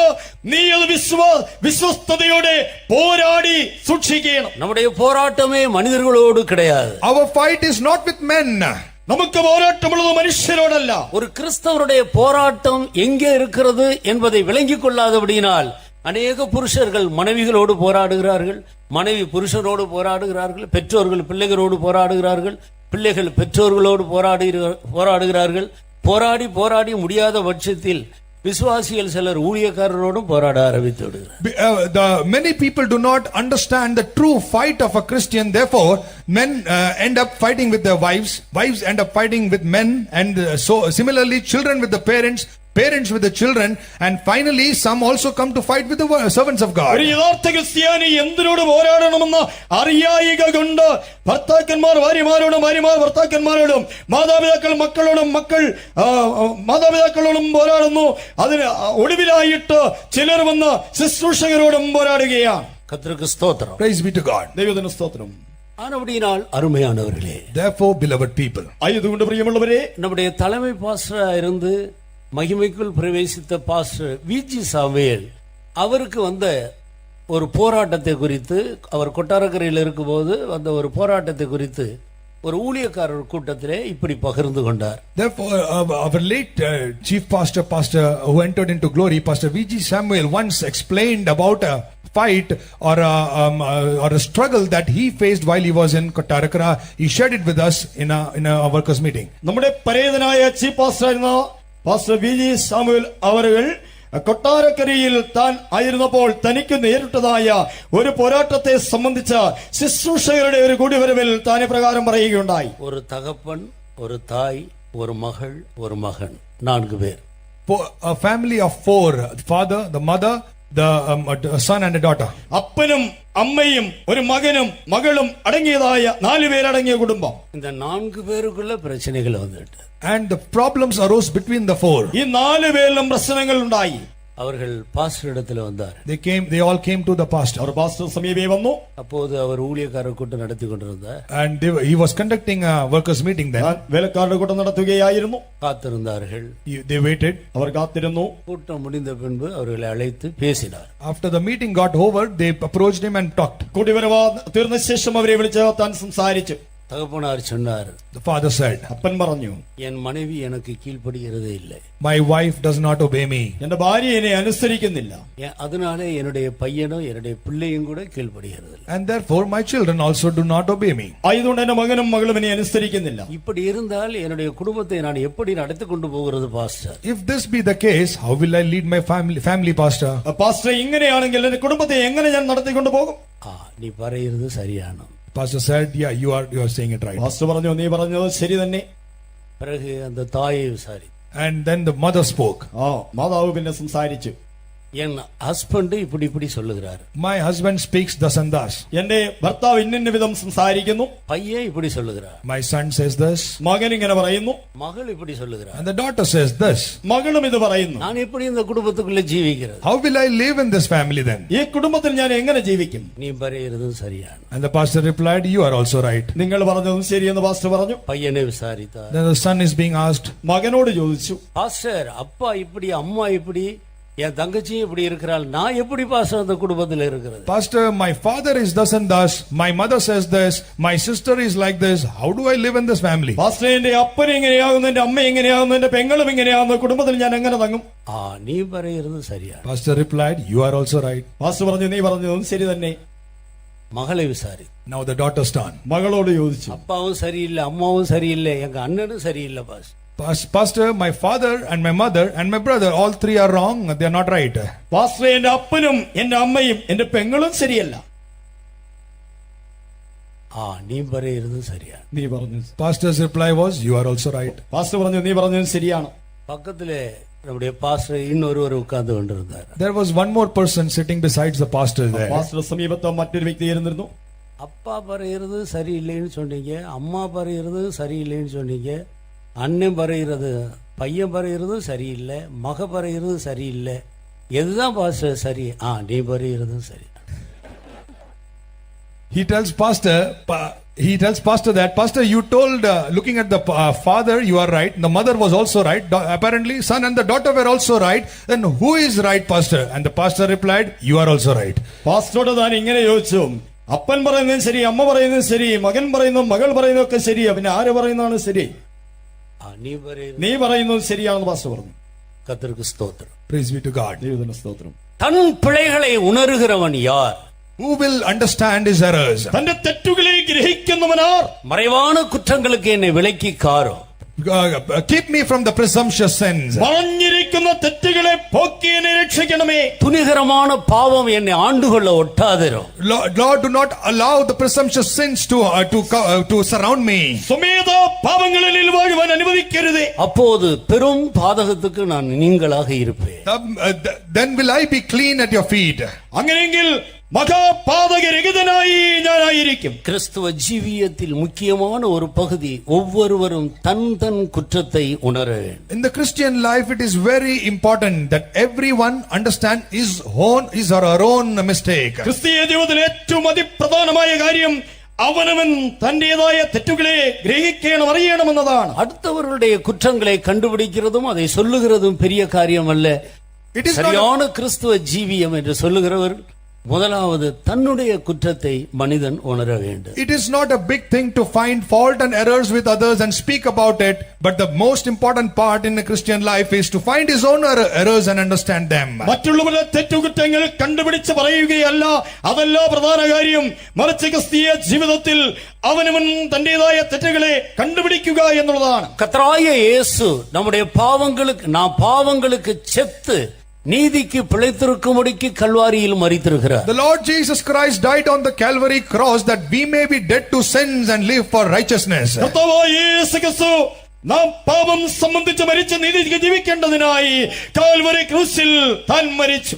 கல்வாரியிலேயே எவ்வளவு பெரிய ஒரு ஜெய ஜீவியத்தை ஆண்டவர் நமக்கு வாக்கு பண்ணுகிறார் என்று பாருங்கள். Look at how big a promise the Lord gives us as concerning the victorious life. നോക്കുവീൻ, കാൽവരി ക്രൂശിൽ കർത്താവായ യേശു ക്രിസ്തു എത്ര വലിയൊരു ജയ ജീവിതമാകുന്നു നമുക്ക് വാഗ്ദത്തം ചെയ്യുന്നത്. வேதம் சொல்லுகிறது உங்களுடைய விசுவாசமே உலகத்தை ஜெயிக்கிற ஜெயம். The scripture says it is your faith wherewith you win the world. വേദപുസ്തകം പറയുകയാണ് ലോകത്തെ ജയിച്ച ജയമാകുന്നു നമ്മുടെ വിശ്വാസം. திருடவும் கொல்லவும் அழிக்கவும் வருகிறானே அன்றி வேறொன்றுக்கு அவன் வருகிறதில்லை. The thief cometh to steal and to kill and to destroy and nothing else. കള്ളൻ അറുപ്പാനും മുടിപ്പാനും മോഷ്ടിക്കാനും അല്ലാതെ മറ്റ് യാതൊന്നിനുമായി വരികയില്ല. திருடன் பிசாசு. The thief is the devil. കള്ളൻ പിശാച്. அவன் ஒரு மனிதனுக்குள்ள வந்து வேற எதையும் திருடுகிறதில்லை. He doesn't come and steal anything from within a man. ഒരു മനുഷ്യന്റെ ഉള്ളിൽ വന്നിട്ട് വേറെ ഒന്നും അവൻ മോഷ്ടിക്കുകയില്ല. பிசாசுக்கு நன்றாக தெரியும் ஒரு கிறிஸ்தவரிடத்தில் இருக்கிறதுல விலையேறப்பெற்றது எது என்று அவனுக்கு தெரியும். The devil knows very very much that what is the most precious thing that a child of God, a Christian, will have in his life. ഒരു ക്രിസ്ത്യാനിക്കുള്ളിൽ ഉള്ളതിൽ ഏറ്റവും വിലയേറിയത് എന്തെന്ന് വിശ്വാസന അറിയാം. ஆனால் கிறிஸ்தவர்களுக்கு தான் எது விலையேறப்பெற்றது என்று தெரிகிறதில்லை. But only the Christians themselves do not know what is the most precious within them. എങ്കിലുമോ ക്രിസ്ത്യാനികൾക്ക് അവരിൽ എന്താകുന്ന വിലയേറിയതെന്ന് അറിയാൻ കഴിയാതെ ഇരിക്കുന്നു. ஒரு நல்ல செருப்பு வாங்கி கொண்டு வந்தால் அதை ரொம்ப பத்திரமா எங்கேயாயில் கொண்டு போய் வைத்து அதை பாதுகாக்க பிரயாசப்படும். If they buy a new footwear and bring, they will try to find a place to hide it and keep it preserved. ഒരു നല്ല ചെരുപ്പ് വാങ്ങിച്ചുകൊണ്ട് വന്നാൽ എവിടെങ്കിലും കൊണ്ടുപോയി അത് സുഭദ്രമായി സൂക്ഷിക്കേണ്ടതിനായി അവർ പ്രയാസപ്പെടുകയാണ്. பிசாசுக்கு இந்த பூமியில் இருக்கிற எதுவுமே அவருடைய பார்வையில் விலையேறப்பெற்றதே அல்ல. For the devil in his own sight, nothing is precious as far as this world concerns. എന്നാൽ പിശാചിനെ സംബന്ധിച്ച് ഈ ലോകത്തിൽ കാണപ്പെടുന്ന യാതൊന്നും തന്നെ വിലയേറിയതായി അവൻ കാണുന്നില്ല. எல்லாமே அவருடைய கையில் இருக்கிறது. Everything is within his own hands. സകലതും അവന്റെ കൈകളിലാകുന്നു. கர்த்தராகிய இயேசு கிறிஸ்துவை மலையின் உச்சியில் கொண்டு போய் ஒரு நிமிஷத்தில் முழு உலகத்தையும் காட்டி என்னை நீ ஆராதித்தால் இவைகளெல்லாம் உனக்கு தருகிறேன் என்று பிசாசு சொன்னார். He brings the Lord Jesus Christ up to a mountain top and shows him the entire world and says, if you bow down and worship me, I'll give you the whole. കർത്താവായ യേശു ക്രിസ്തുവിനെ അവൻ ആ മലമുകളിൽ ശിഖരത്തിൽ കൊണ്ടുപോയിട്ട് നീ വീണനെ നമസ്കരിച്ചു കഴിഞ്ഞാൽ ഇതൊക്കെ ഞാൻ നിനക്ക് നൽകാമെന്ന് അവൻ പറയുകയാണ്. വിലയേറപ്പെട്ടത് വിശ്വാസം. The most precious is the faith. വിശ്വാസം എന്നതാണ് ഏറ്റവും വിലയേറിയത്. ஆனபடியினால்தான் பரிசுத்த பவுல் தான் மரிப்பதற்கு முன்பாக விசுவாசத்தை காத்துக்கொண்டேன் என்று அறிவித்தார். Therefore Saint Paul before his death proclaims that I have kept the faith. ആയതുകൊണ്ടാണ് വിശുദ്ധ പൗലോസ് താൻ മരിക്കുന്നതിന് മുന്നമേ ഞാൻ വിശ്വാസം കാത്തുവെന്ന് പറഞ്ഞിരിക്കുന്നത്. உன்னிடத்தில் ஒப்புவிக்கப்பட்ட அந்த நற்பொருளை உன்னில் வாசமாயிருக்கிற பரிசுத்த ஆவியினாலே காத்துக்கொள். By the Holy Spirit keep the good things that are preserved in you. നിന്നിൽ ഏൽപ്പിക്കപ്പെട്ടിരിക്കുന്നതായ ആ നല്ല ഉപനിധിയെ വിശ്വാസത്താൽ നീ കാത്തുകൊള്ളുവീൻ. அதுதான் விசுவாசம். That is what is faith. അതാകുന്നു വിശ്വാസം. நம்மிடத்தில் ஒப்புவிக்கப்பட்டது விசுவாசம். What is submitted or given to us is the faith. നമ്മിൽ ഫലമേൽപ്പിക്കപ്പെട്ടിരിക്കുന്നത് വിശ്വാസം. இதை பரிசுத்தாவியினுடைய வல்லமையினால் காத்துக்கொள். This should be preserved by the power of the Holy അത് Spirit. പരിശുദ്ധാത്മാവിന്റെ ശക്തിയാൽ കാക്കപ്പെടണം. விசுவாசத்தை கொண்டு தேவ பலத்தால் நாம் காக்கப்பட வேண்டும். By faith, we must be preserved by the power of God as well. വിശ്വാസത്താൽ ദൈവശക്തിയിൽ നാം കാക്കപ്പെടണം. பாவங்களுக்கு செத்து போன ஒரு வாழ்க்கையை இயேசு கல்வாரியில் வாக்கு பண்ணி இருக்கிறார். Jesus promised the life dead to sins on the Calvary. പാപത്തിന് മരിക്കുന്ന ഒരു ജീവിതത്തെ കാൽവരി ക്രൂശിൽ യേശു വാഗ്ദത്തം ചെയ്തു. இயேசு என் பாவங்களை கல்வாரியிலே சுமந்து தீர்த்தார் என்பதை விசுவாசிக்க வேண்டும். We must believe that Jesus finished all my sins on the Calvary. യേശുവിന്റെ പാപങ്ങളെ കാൽവരി ക്രൂശിൽ ചുമന്ന് ഒഴിച്ചു എന്ന് വിശ്വസിക്കണം. நான் பாவங்களுக்கு செத்தவனாய் இந்த அசுத்த பூமியில் ஒரு ஜெயஜீவியம் செய்யும்படி என் பாவங்களை இயேசு சுமந்தார். I must live a victorious life on this earth, leaving aside all the unclean things by faith is what we should believe. ഞാൻ പാപത്തിന് മരിച്ചു ഈ അശുദ്ധമായ ഭൂമിയിൽ ജയ ജീവിതം നയിക്കുന്നതിനായി യേശു മരിച്ചുവെന്ന് നാം വിശ്വസിക്കണം. கிறிஸ்தவன் என்றால் பாவங்களுக்கு செத்தவன். A Christian means the one who is dead to sins. ക്രിസ്ത്യാനി എന്ന് പറഞ്ഞാലോ പാപത്തിന് മരിച്ചവനാണ്. இது ஒரு விசுவாசத்தின் அறிக்கை. This is a confession of faith. ഇതൊരു വിശ്വാസത്തിന്റെ ഏറ്റുപറച്ചിലാകുന്നു. இந்த விசுவாசத்தை நாம் நமக்குள்ள கட்டி எழுப்ப வேண்டும். This faith we must build from within us. ഈ വിശ്വാസം നമ്മുടെ ഉള്ളിൽ പണിതുയർത്തണം. பாவங்களுக்கு செத்து போன ஒரு வாழ்க்கை செய்யும்படி இயேசு எனக்காக மரித்திருக்கிறார். Jesus died for me that I may live a life dead to sins. പാപത്തിന് മരിച്ച ഒരു ജീവിതം നയിക്കേണ്ടതിനായി യേശു എനിക്കായി ഇതാ മരിച്ചിരിക്കുന്നു. அருமையானவர்களே, செத்த ஒரு டெட் பாடியை சிந்தித்து பாருங்கள். Beloved people, imagine a dead body. പ്രിയരെ, ഒരു ശവശരീരത്തെ നോക്കുവീൻ. அவன் பயங்கர குடிகாரனா இருக்கலாம். Will he be an alcoholic? അവൻ വലിയ മദ്യപാനിയായിരുന്നിരിക്കാം. அவன் பல அசுத்த பாவங்களில் ஈடுபட்டு அநேகரை நஷ்டப்படுத்தின ஒரு மனிதனாக இருக்கலாம். He would be a man who would be indulging in many evil deeds, did many evil to others. അശുദ്ധമായ പല പാപങ്ങളിലും അവൻ ഇടപെട്ട് പലരെയും നശിപ്പിച്ചവനായിരിക്കാം. கொலை கொள்ளை போன்ற பாவங்களிலே அதிகமாக ஈடுபட்ட ஒரு மனிதனாக He இருந்திருக்கலாம். must be one who he could have been a person who was a murderer. കൊള്ളയും കൊലയും നടത്തിയ ഒരു വ്യക്തിയായിരിക്കാം. ஆனால் அவன் செத்த பிறகு இந்த ஒரு பாவங்களில் ஒன்றை கூட அவன் ருசிக்க முடியாது, செய்ய முடியாது. But once he is dead, he will not be able to taste or do any of those sins. എന്നാൽ അവൻ മരിച്ചതിന് ശേഷമോ ഇവിധ ഒരു പാപവും അവൻ ആസ്വദിപ്പാനോ അവന് ചെയ്യുവാനോ സാധ്യമല്ല. அந்த வாசனை கூட அவனுக்கு தெரியாது. He does not even recognize that smell. അതിന്റെ മണം കൂടി അവൻ അനുഭവിപ്പാൻ അറിയുകയില്ല. அவன் சரீரத்திலே செய்ய முடியாவிட்டாலும் மனதில கூட சிந்திக்க அவனுக்கு திராணி இல்லை. If he is unable to do it with his body, he cannot even imagine it in his mind. അവന് ശരീരം കൊണ്ട് ചെയ്യുവാൻ കഴിഞ്ഞില്ലെങ്കിൽ മനസ്സുകൊണ്ട് അത് ചിന്തിപ്പാൻ പോലും പ്രാപ്തിയില്ല. மரித்தவன் எல்லா பாவங்களுக்கு நீங்களாகி விடுவிக்கப்பட்டிருக்கிறார். The one who is dead, he is free from all kinds of sins. മരിച്ച ഒരുവൻ സകല പാപങ്ങളിൽ നിന്നും വിടുതൽ പ്രാപിച്ചിരിക്കുന്നു. ரட்சிக்கப்பட்ட தேவனுடைய பிள்ளைகள் நான் பாவங்களுக்கு செத்தவன் என்று அறிக்கையிட்டு இந்த காரியத்தில் ஒரு பூரண ஜெய ஜீவியத்துக்குள்ள கடந்து வர. We the saved people of God, we must keep on confessing that we are dead to sins, and should come to a perfect victory. രക്ഷിക്കപ്പെട്ടതായ ദൈവജനമാകുന്ന നാം പാപത്തിന് മരിച്ചു എന്ന് ഏറ്റു പറഞ്ഞുകൊണ്ട് ഒരു പൂർണ്ണമായ ജയത്തിലേക്ക് നാം കടന്നു വരേണം. இந்த விசுவாசம் தான் உலகத்தை ஜெயிக்கிற ஜெயமாக காணப்படுகிறது. This is the faith wherewith you can overcome the world. ഈ വിശ്വാസമാണ് ലോകത്തെ ജയിച്ച ജയമായി കാണപ്പെടുന്നത്. நான் பாவங்களுக்கு செத்தவன். I am dead to sin. ഞാൻ പാപത്തിന് മരിച്ചവനാണ്. ஒரு மனிதன் மனம் திரும்பும் போது என்ன சம்பவிக்கிறது? When a man repents, what happens in him?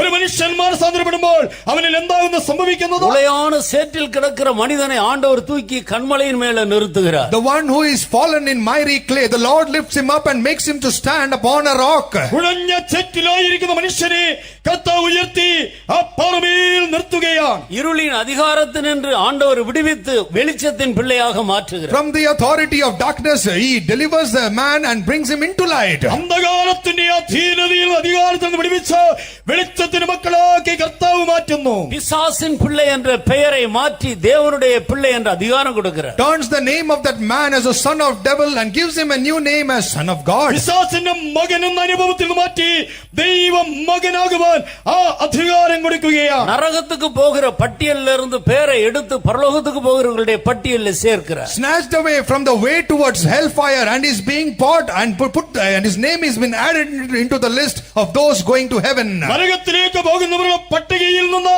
അവന്റെ പേർ മാറ്റിയിട്ട് സ്വർഗത്തിലേക്ക് പോകുന്നവരുടെ പട്ടികയിൽ അവന്റെ പേര് ചേർക്കുകയാണ്. நம்முடைய பெயரை ஜீவ புஸ்தகத்தில் எழுதி அவருடைய பெயரை நம்முடைய நெற்றியில் எழுதுகிறார். He writes our name in the book of life and he writes his name on our forehead.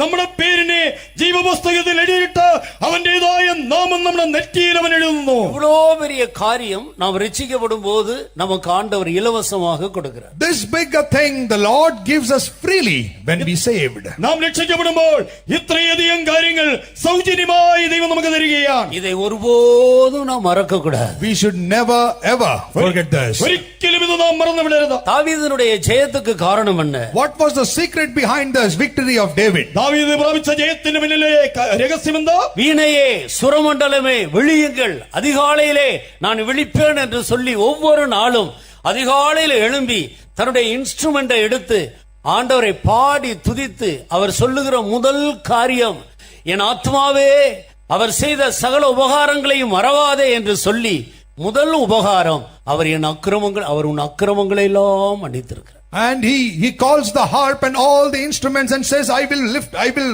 awake myself early and will praise his name. He wakes up early in the morning, takes his instrument and praises him, saying, oh my soul, forget not all the benefit that he has done. And he also says, he has forgiven all my transgressions. അവൻ അതിരാവിലെ തങ്ങളുടെ സംഗീത ഉപകരണങ്ങളൊക്കെയും എടുത്ത് ദൈവത്തെ സ്തുതിച്ച് മഹത്വപ്പെടുത്തുവാൻ തുടങ്ങുമായിരുന്നു. എന്റെ ഉള്ളമേ അവന്റെ ഉപകാരങ്ങളൊന്നും മറക്കരുത്, അവൻ നിന്റെ സകലങ്ങളും മോചിക്കുന്നുവെന്ന് പറഞ്ഞ് ദൈവത്തെ സ്തുതിക്കുന്ന അനുഭവം ദാവീദിനുണ്ടായിരുന്നു. രക്ഷിപ്പ് ഒരു ஊற்றுக்கு சமமாக வேதத்தில் சொல்லப்பட்டிருக்கு. Salvation is compared to a fountain in the scripture. രക്ഷേ ദൈവവചനത്തിൽ ഉറവിനോട് ഉപമിച്ച് പറഞ്ഞിരിക്കുന്നു. രക്ഷിപ്പിൻ ஊற்றுகளிலிருந்து தண்ணீர் மொண்டு கொள்ளுங்கள். And there we drink waters out of the cistern of salvation. രക്ഷയുടെ ഉറവിൽ നിന്ന് വെള്ളം കോരുവീൻ.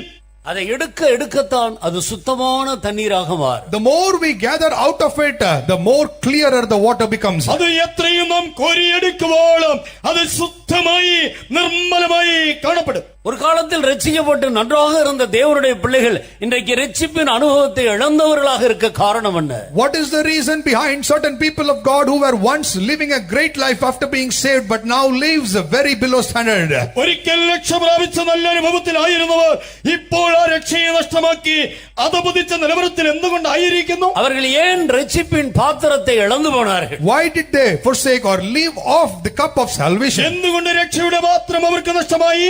ரட்சிப்பின் பாத்திரம் இல்லாவிட்டால் ஒரு மனிதன் தேவனை தொழுது கொள்ளவே முடியாது. A man cannot worship God if he does not have the cup of salvation with him. രക്ഷയുടെ പാനപാത്രമില്ല എങ്കിൽ ഒരു മനുഷ്യന് ദൈവത്തെ വണങ്ങുവാൻ ആരാധിപ്പാൻ സാധ്യമല്ല. ஆண்டவருடைய நாமத்தை ரட்சிக்கப்படாதவன் உச்சரிக்க கூடாது. The Lord's name cannot be taken or uttered by an unsaved person.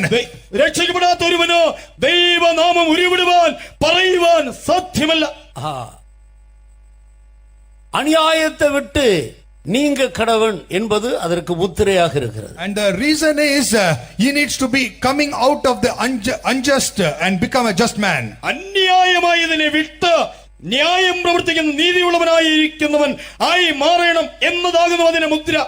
இன்றைக்கு அநேக ரட்சிப்பை இழந்த நிலவரத்தில் இருக்கிறார். Today many are seen without a salvation. ഇന്ന് വളരെ രക്ഷ നഷ്ടപ്പെടുത്തിയവരായി കാണപ്പെടുകയാണ്. கர்த்தருடைய வருகையை பற்றிய நமக்கு வெளிப்படுத்துதல் உண்டு. We have the revelation about the coming of the Lord. കർത്താവായ യേശുവിന്റെ വരവിനെ സംബന്ധിച്ച് നമുക്ക് വെളിപ്പാടുണ്ട്. ஆனால் ரட்சிப்பின் பாத்திரத்தை இழந்திருக்கிறார். But we have lost the cup of salvation. എന്നാൽ രക്ഷയുടെ പാനപാത്രം നഷ്ടമായിരിക്കുന്നു. விட்ட பாவத்தை மறுபடியும் செய்கிற அனுபவங்கள் The உண்டாகிறது. forsaken sins are being committed again, an experience of of that. ഉപേക്ഷിച്ച പാപത്തെ വീണ്ടും അത് ചെയ്യുന്നവരായി ആ അനുഭവത്തിൽ കാണുന്നു. ரகசிய ஜீவியத்திலே தோல்விகள் காணப்படுகிறது. There are defeats in the secret life. രഹസ്യ ജീവിതത്തിൽ പരാജയങ്ങൾ കാണുകയാണ്. சிந்தையிலே ஜெயம் இல்லை. There is no victory in thoughts. ചിന്തയിൽ ഒരു ജയവുമില്ല. கண்களிலே ஜெயம் இல்லை. No victory in sight. കണ്ണുകളുടെ മേൽ കാഴ്ചയിൽ ജയമില്ല. இப்படி எத்தனையோ காரியங்களில் மறுபடியுமாக அடிமைகளாக மாறிவிடுகிறார். They are enslaved by so many things in this way. ഇങ്ങനെ എത്രയോ കാര്യങ്ങളിൽ വീണ്ടും അടിമകളായി മാറുകയാണ്. இதை யூதா நிறுவக்காரர் சொல்லும்போது இது இரண்டாம் முறை செத்ததுக்கு சமம் என்று சொல்லுகிறார். The writer of Jude says that this is comparable to a second death. യൂദാ ലേഖനകർത്താവ് പറയുമ്പോൾ രണ്ടൊരു ചത്ത അനുഭവം ഇതിനെക്കുറിച്ച് പറയുന്നു. இவர்கள் தண்ணீரற்ற மேகங்களுக்கு ஒப்பாக இருக்கிறார். They are like waterless clouds. ഇവർ വെള്ളമില്ലാത്ത മേഘത്തിന് സദൃശ്യം. இவர்கள் ஆதி மேன்மையை காத்துக்கொள்ளாதவர்கள். They are the ones who were not holding on to their first high position. ഇതവരുടെ ആദ്യ നിലവാരത്തെ സൂക്ഷിക്കാതെ ആയിരുന്നവർ. இரண்டு முறை செத்து வேறற்று போனவர்கள். And they are the dying second time and are going rootless. രണ്ടൊരു ചത്ത് വേരറ്റുപോയവർ இரண்டாம் முறை எப்படி செத்தார்கள்? How did they die the second time? രണ്ടാം പ്രാവശ്യം അവർ എങ്ങനെ മരിച്ചു? ஏற்கனவே அக்கிரமங்களினாலும் பாவங்களினாலும் நாம் மரித்தவர்களாக இருந்தோம். ஆனால் இயேசு கிறிஸ்துவினுடைய கல்வாரியின் அன்பு நம்மை விடுதலையாக்கி வெளியே கொண்டு வந்தது. Firstly, we were dead by the sins and the iniquities that we committed, but the love of Calvary of Jesus Christ came and delivered out us and give us life. ഇതിനോടകം തന്നെ അതിക്രമങ്ങളാലും പാപങ്ങളാലും നാം മരിച്ചവരായിരുന്നു. എന്നാൽ കർത്താവായ യേശുവിന്റെ സ്നേഹം അതിൽ നമ്മെ പുറത്തു കൊണ്ടുവന്നു. அதை காத்துக்கொள்ளாதபடியினால், அந்த விசுவாசத்தை பற்றி கொள்ளாமல் இருந்தபடியினால் அதை இழந்து போனார். Because they did not obtain the faith, did not hold on to that position, they died. ആ വിശ്വാസം സൂക്ഷിക്കാതെ കാത്തുകൊള്ളാതിരുന്നതിനാൽ അവർ മരിച്ചു പോകുവാനിടയായി. சிலர் இன்றைக்கும் எவ்வளவோ நாட்களாக ஆண்டவருடைய பிள்ளை என்று சொல்லியும் தேவனை ஆராதிக்கிற சமயத்தில் விடுதலையோடு ஆராதிக்க முடியாமல் இருக்கிறார். Even today, after being called as a child of God since many years, when they are worshipping the Lord, they cannot worship without a deliverance. ഇന്നും അനേക വർഷങ്ങളായി ദൈവമക്കൾ എന്ന് വിളിക്കപ്പെടുന്നവർ തന്നെ ആരാധിക്കുന്ന വേളകളിൽ വിടുതലോടെ ആരാധിപ്പാൻ കഴിയാത്ത നിലയിലായിരിക്കുന്നു. காரணம் என்ன? What is the reason? അതിന് കാരണം എന്താണ്? ரட்சிப்பின் பாத்திரம் உடைந்து போயிருக்கிறது. The cup of salvation is broken. അവരുടെ രക്ഷയുടെ പാത്രം ഇതാ ഉടഞ്ഞുപോയി. ஆ ரட்சிப்பின் பாத்திரம் அழுக்கா இருக்கிறது. The cup of salvation is seen unclean. രക്ഷയുടെ പാനപാത്രം അഴുക്കായി ഇരിക്കുന്നു. கர்த்தரை தொழுது கொள்வதற்கு ஏற்ற ஒரு பாத்திரம் அவர்களுக்கு இல்லை. They do not have a worthy cup in their hands enough to worship God. കർത്താവിനെ നമസ്കരിപ്പാൻ ആരാധിപ്പാൻ യോഗ്യമായ ഒരു പാത്രം അവർക്കില്ല. உன் விசுவாசத்தை பிசாசு திருடி கொண்டு போய்விட்டார். The thief or the devil has thieved your faith. നിന്റെ വിശ്വാസത്തെ പിശാച് മോഷ്ടിച്ചു കൊണ്ടുപോയി. மனுஷகுமாரன் வரும்போது பூமியிலே விசுவாசத்தை காண்பாரோ? When the Son of Man cometh, will he find faith on this earth? എന്നാൽ മനുഷ്യപുത്രൻ വരുമ്പോൾ ഭൂമിയിൽ അവൻ വിശ്വാസം കണ്ടെത്തുമോ? நாம் பெற்ற ரட்சிப்பு ஒரு விசுவாசத்தை அடிப்படையாக கொண்டது. And the salvation that we received is a foundation to our faith. നാം പ്രാപിച്ച രക്ഷ വിശ്വാസത്തിന്റെ ഒരു അടിസ്ഥാനമായിരിക്കുന്നു. நான் பாவங்களுக்கு செத்தவன். We are dead to sins. നാം പാപത്തിന് മരിച്ചവരാകുന്നു. இயேசு கிறிஸ்துவுக்காக நான் பிழைத்திருக்கிறேன். And we live for Jesus Christ. നാം യേശു ക്രിസ്തുവിനായി ജീവിക്കുന്നവരാകുന്നു. இந்த அனுபவத்துக்கு நாம் எப்போதும் நன்றியாக இருக்க வேண்டும். We must always be seen grateful to this experience. ഈ അനുഭവത്തിന് സദാ നാം നന്ദിയുള്ളവരായിരിക്കണം. இந்த ரட்சிப்பின் சந்தோஷத்தை நீங்கள் மற்றவர்களுக்கு எப்போதும் பகிர்ந்து கொடுத்து கொண்டே இருக்க வேண்டும். And we must keep on distributing this joy of salvation ever to others. ഈ രക്ഷയുടെ സന്തോഷത്തെ എപ്പോഴും മറ്റുള്ളവർക്ക് നാം പകർന്നു കൊടുത്തുകൊണ്ടേയിരിക്കണം. சமாரியா ஸ்திரியை கவனித்து பாருங்கள். Look at the Samaritan woman. ആ സമരിയ സ്ത്രീയെ നോക്കുവീൻ. ரட்சிக்கப்பட்டவர்கள் ரட்சிப்புக்கு ஏற்ற கனி கொடுக்க வேண்டும். And those who are saved must yield fruits worthy of that salvation or repentance. രക്ഷിക്കപ്പെട്ടവർ ആ രക്ഷയ്ക്ക് ഏറ്റവിധമായ ഫലം കൊടുക്കുന്നവരായിരിക്കണം. அவள் ஒரு மோசமான ஜீவியம் செய்த ஒரு ஸ்திரீ. She was a woman living an unclean life. വളരെ മോശമായ ജീവിതം ചെയ്ത സ്ത്രീയായിരുന്നു അവർ. ஏற்கனவே 5 புருஷர்களோடு தவறாக ஜீவித்தவள். She was a one who lived with 5 men prior to this. ഇതിനോടകം തന്നെ 5 പുരുഷന്മാരോട് ചേർന്ന് തെറ്റായ ജീവിതം നയിച്ചവൾ. அவர்களை விட்டு ஆறாவதாக ஒரு புருஷனோடு ஜீவிக்கும் போதுதான் இயேசுவை சந்திக்கிறார். Leaving behind them when she was living with the 6th one, was she meeting Jesus? അവരെ ഉപേക്ഷിച്ച് ആറാമതൊരു വ്യക്തിയോട് ചേർന്ന് ജീവിക്കുമ്പോഴാകുന്നു അവൾ യേശുവിനെ കാണുവാനിടയായത്. அவ்வளவு ஜீவியம் செய்து கொண்டு இயேசு கிறிஸ்துவோடு பேசும்போது நீர் எப்படி என்னிடத்தில் பேசலாம் என்று சொல்லி தான் ஒரு சூப்பர் செயின்ட போல சண்டை போடுறா. Living such a low life, when she talks to Jesus, she asks him, "How can you speak to me?" അങ്ങനെ ഒരു ജീവിതം നയിച്ചുകൊണ്ട് അവൾ യേശുവിനോട് ഒരു അതിവിശുദ്ധി എന്നോണം സംസാരിക്കുകയാണ്. നിനക്ക് എങ്ങനെ എന്നോട് സംസാരിപ്പാൻ കഴിയുന്നു? கர்த்தருக்கு ஸ்தோத்திரம். Praise be to God. ദൈവത്തിന് സ്തോത്രം. ஆண்டவர் அவளுடைய ஜீவியத்தை எடுத்து காட்டினார். The Lord reflected her life to her. യേശു അവളുടെ ജീവിതത്തെ അവൾക്ക് തുറന്നു കാട്ടി. ரட்சிக்கப்பட்டார். She got saved. അവൾ രക്ഷിക്കപ്പെട്ടു. உடனே தன்னை தாழ்த்தினார். Immediately she humbles herself. ഉടനെ അവൾ തന്നെ താഴ്ത്തി. அவளுக்குள்ள ஒரு பெரிய சந்தோஷம் வந்துவிட்டது. There came a joy within her. ഒരു വലിയ സന്തോഷം അവൾക്കുണ്ടായി. அவள் செய்த முதல் காரியம் என்ன? What was the first thing she did? അവൾ ചെയ്തതായ ഒന്നാമത്തെ കാര്യം എന്താ? யாரும் சொல்லவில்லை. Nobody said. ആരും അവളോട് പറഞ്ഞില്ല. உடனே பக்கத்துல இருக்கிற கிராமத்துக்கு போய் அந்த கிராமத்தில் உள்ள எல்லாருக்கும் சொல்லி இயேசு வண்டியில கொண்டு வந்து விட்டார். Goes to the neighboring villages and speaks about Jesus, brings everyone to the Jesus. അവൾ To Jesus. സമീപത്തുള്ള ഗ്രാമത്തിൽ ചെന്ന് ഗ്രാമവാസികളെ ഒക്കെയും അവരോട് അറിയിച്ച് യേശുവിന്റെ അടുക്കൽ കൊണ്ടുവന്നു. இங்கே ஒருவர் இருக்கிறார், என்னை பற்றி தெளிவாக எல்லாவற்றையும் சொல்லிவிட்டார். There is one who foretold everything about me. എന്നെ കുറിച്ച് സകലതും പറഞ്ഞ ഒരുവനിതാ ഇവിടെ ഉണ്ട്. அவர் ஒரு தீர்க்கதரிசியாக இருக்கிறார். He is a prophet. അവനൊരു പ്രവാചകനാകുന്നു. நீங்கள் எல்லாரும் வந்து பாருங்க. You all come and see. നിങ്ങൾ ഏവരും വന്ന് കാണുവീൻ. அருமையான தேவனுடைய ஜனமே, Beloved people of God. പ്രിയ ദൈവമക്കളെ, ரட்சிக்கப்பட்ட தேவனுடைய பிள்ளைகள் இன்றைக்கு அந்த ரட்சிப்பை மற்றவர்களுக்கு பகிர்ந்து கொடுக்காமல் இருந்தது நிமித்தம் ரட்சிப்பை இழந்து போயிருக்கிறார். Those saved people of God, because they did not give or distribute that salvation to others, today are found wanting for that salvation. രക്ഷിക്കപ്പെട്ടതായ ദൈവമക്കൾ ആ രക്ഷയെ മറ്റുള്ളവർക്ക് അറിയിക്കാതിരുന്നതുകൊണ്ട് ഇന്ന് രക്ഷ നഷ്ടപ്പെട്ടവരായി കാണപ്പെടുകയാണ്. ஒரு நிமிடம் நம்முடைய கண்களை மூடுவோம். For a moment shall we close our ഒരു eyes. നിമിഷം നാം ഏവരും കണ്ണുകൾ അടയ്ക്കാം. தயவு செய்து எல்லாரும் கண்களை மூடுங்க. Please everyone close your eyes. ദയവായി എല്ലാവരും കണ്ണടയ്ക്കുവിൻ. நான் பெற்ற ரட்சிப்புக்கு எவ்வளவு உண்மையாக இருக்கிறேன். How faithful am I to the salvation that I got? ഞാൻ പ്രാപിച്ച രക്ഷയിൽ എത്ര വിശ്വസ്തനായിരിക്കുന്നു. அருமையான சகோதரனே சகோதரியே, நான் பெற்ற இந்த ரட்சிப்பு எவ்வளவு பெரியது என்று எதோடவும் ஒப்பிடக்கூடாத அளவுக்கு பெரியது.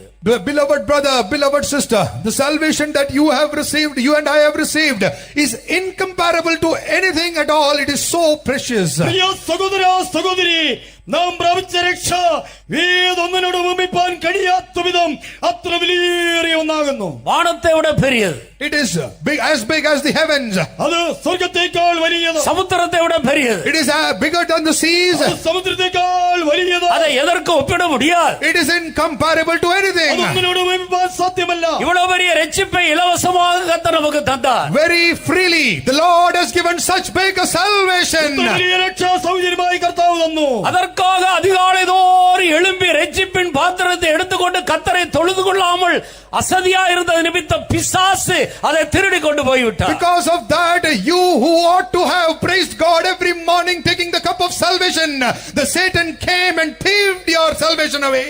നാം അതിരാവിലെ എഴുന്നേറ്റ് ആ രക്ഷകനെ ഓർത്ത് ദൈവത്തെ സ്തുതിക്കാതെ ഇരുന്നതുകൊണ്ട്, അലസമായി ഇരുന്നതുകൊണ്ട് സത്താൻ വന്ന് അത് നമ്മിൽ നിന്ന് മോഷ്ടിച്ചു കൊണ്ടുപോയി. எல்லாரும் கண்களை மூடுவோம். Everyone close your eyes. എല്ലാവരും കണ്ണുകൾ അടയ്ക്കുവീൻ. நான் என்னுடைய ரட்சிப்பை இழந்தது உண்மைதான் என்று ஒத்துக்கொள்ளுகிறவர்கள் எத்தனை பேர்? Those who are acknowledging that I admit that I have lost my salvation. എനിക്ക് എന്റെ രക്ഷ നഷ്ടമായി എന്ന് സമ്മതിക്കുന്ന എത്ര പേരുണ്ട്? நீங்கள் யாரும் கண்களை திறக்க கூடாது. None should open their eyes. ആരും കണ്ണു തുറക്കരുത്. நிதானித்து பாருங்கள். Let's examine. ചിന്തിച്ചു നോക്കുവീൻ. எனக்கு ஆண்டவர் கொடுத்த இவ்வளவு பெரிய ரட்சிப்பை நான் பாதுகாத்துக் கொண்டிருக்கிறேனா? Am I preserving the great salvation that the Lord gave me? ദൈവം എനിക്ക് തന്ന ഇത്ര വലിയ രക്ഷയെ ഞാൻ സൂക്ഷിക്കുന്നുവോ? அதை இழந்திருக்கிறேன், அதற்கு நான் உண்மை இல்லை என்று உணர்கிறவர்கள் கைகளை உயர்த்துவோம். I have lost it. I was not faithful to it. Those who admit, lift up your hand. അതെനിക്ക് നഷ്ടമായി, അത് ഞാൻ സൂക്ഷിച്ചില്ല എന്ന് സത്യമായി പറയുന്നവർ കരങ്ങളെ ഉയർത്തുവീൻ. இன்றைக்கு நீ இழந்து போன ரட்சிப்பை ஆண்டவர் திரும்ப உனக்கு தரப்போகிறார். Because today you are going, the Lord is about to give you back what you lost. ഇന്ന് നിനക്ക് നഷ്ടമായ രക്ഷ ഇതാ കർത്താവ് തിരികെ തരുവാൻ പോകുന്നു. தாவீது ரட்சிப்பை இழந்து ஆண்டவரை நோக்கி கதறுகிறார். David, when he lost the salvation, looks unto the Lord and cries out. ദാവീദ് രക്ഷയെ നഷ്ടമായപ്പോൾ ദൈവത്തെ നോക്കി ഉച്ചത്തിൽ കരയുകയാണ്. என் ரட்சிப்பின் சந்தோஷத்தை திரும்ப எனக்கு தாரும். Give me back the joy of salvation. എന്റെ രക്ഷയുടെ സന്തോഷം എനിക്ക് മടക്കി തരണമേ. நான் பாவம் செய்து விட்டேன். I have sinned. പാപം ചെയ്തു പോയി. என்னை மன்னியும் ஆண்டவரே. Oh Lord, forgive me. ദൈവമേ എന്നോട് ക്ഷമിക്കണമേ. என் எலும்புகளிலே சமாதானம் இல்லை. Oh Lord, there is no peace within my bones. എന്റെ അസ്ഥികളിൽ സമാധാനമില്ല. நான் சமாதானத்தை இழந்திருக்கிறேன். I have lost the peace. എനിക്ക് സമാധാനം പോയി. கண்ணீரோடு கர்த்தரை தேடினார். Cried with tears and sought them. കണ്ണുനീരോടെ കർത്താവിനെ അവൻ അന്വേഷിച്ചു. இயேசு வருகிறார் வருகிறார் என்று வருகையை குறித்து பாடுகிறோம் பேசுகிறோம். ஆனால் அடிப்படையில் ரட்சிப்பை இழந்தவர்கள் எத்தனை பேர்? We sing and talk about Jesus coming soon, but do not have the salvation with us. യേശു വരുന്നുവെന്ന് നാം പാടുന്നു. പക്ഷേ രക്ഷപ്പിന്റെ അടിസ്ഥാനം നമുക്ക് നഷ്ടമായി. உன் ரகசிய ஜீவியத்திலே தோல்வி காணப்படுகிறது. There is found defeat in your secret life. നിന്റെ രഹസ്യ ജീവിതത്തിൽ തോൽവിയിരിക്കുന്നു. அவர் வெளிப்படும் போது அவர் இருக்கிற வண்ணமாக அவரை தரிசிப்பதற்கு ஏற்ற ஒரு பரிசுத்த வாழ்க்கை இல்லை. There is no equal or worthy holy life whereby he can meet him when he appears. അവൻ പ്രത്യക്ഷനാകുമ്പോൾ അവൻ ഇരിക്കുന്ന പോലെ കാണേണ്ടതിന് ആവശ്യമായ വിശുദ്ധ ജീവിതം നിനക്കില്ലാതിരിക്കുന്നു. ஒரு காலத்தில் ஆண்டவர் உளையான சேற்றிலிருந்து கண்மலையின் மேல் உன்னை உயர்த்தி வைத்தார். இப்பொழுது நீ விழுந்து கிடக்கிறாய். Once you are the same person whom the Lord plucked out of the miry clay and placed you upon a rock, but today you are fallen down. ഒരു കാലത്ത് കുളിയ ചേറ്റിൽ നിന്ന് കർത്താവ് നിന്നെ കയറ്റി ആ കന്മലയുടെ ഉച്ചിയിലാക്കിയിരുന്നു. എന്നാൽ ഇപ്പോഴോ നീ അവിടുന്ന് വീണ നിലവരത്തിലായിരിക്കുന്നു. இருளிலே இருந்த உன்னை வெளிச்சத்திலே கொண்டு வந்தார். நீ மறுபடியும் இருளுக்குள்ள போயிருக்கிறாய். You who were in darkness were brought into light. Now you are back to darkness. അന്ധകാരത്തിൽ ഇരുന്ന് നിന്നെ വെളിച്ചത്തിൽ കൊണ്ടുവന്ന പക്ഷേ നീ വീണ്ടും ആ ഇരുട്ടിൽ പോയിരിക്കുന്നു. உன்னுடைய ரட்சிப்பின் பாத்திரம் உடைந்து விட்டது. Your cup of salvation is found നിന്റെ broken. രക്ഷാപാത്രം ഉടഞ്ഞുപോയി.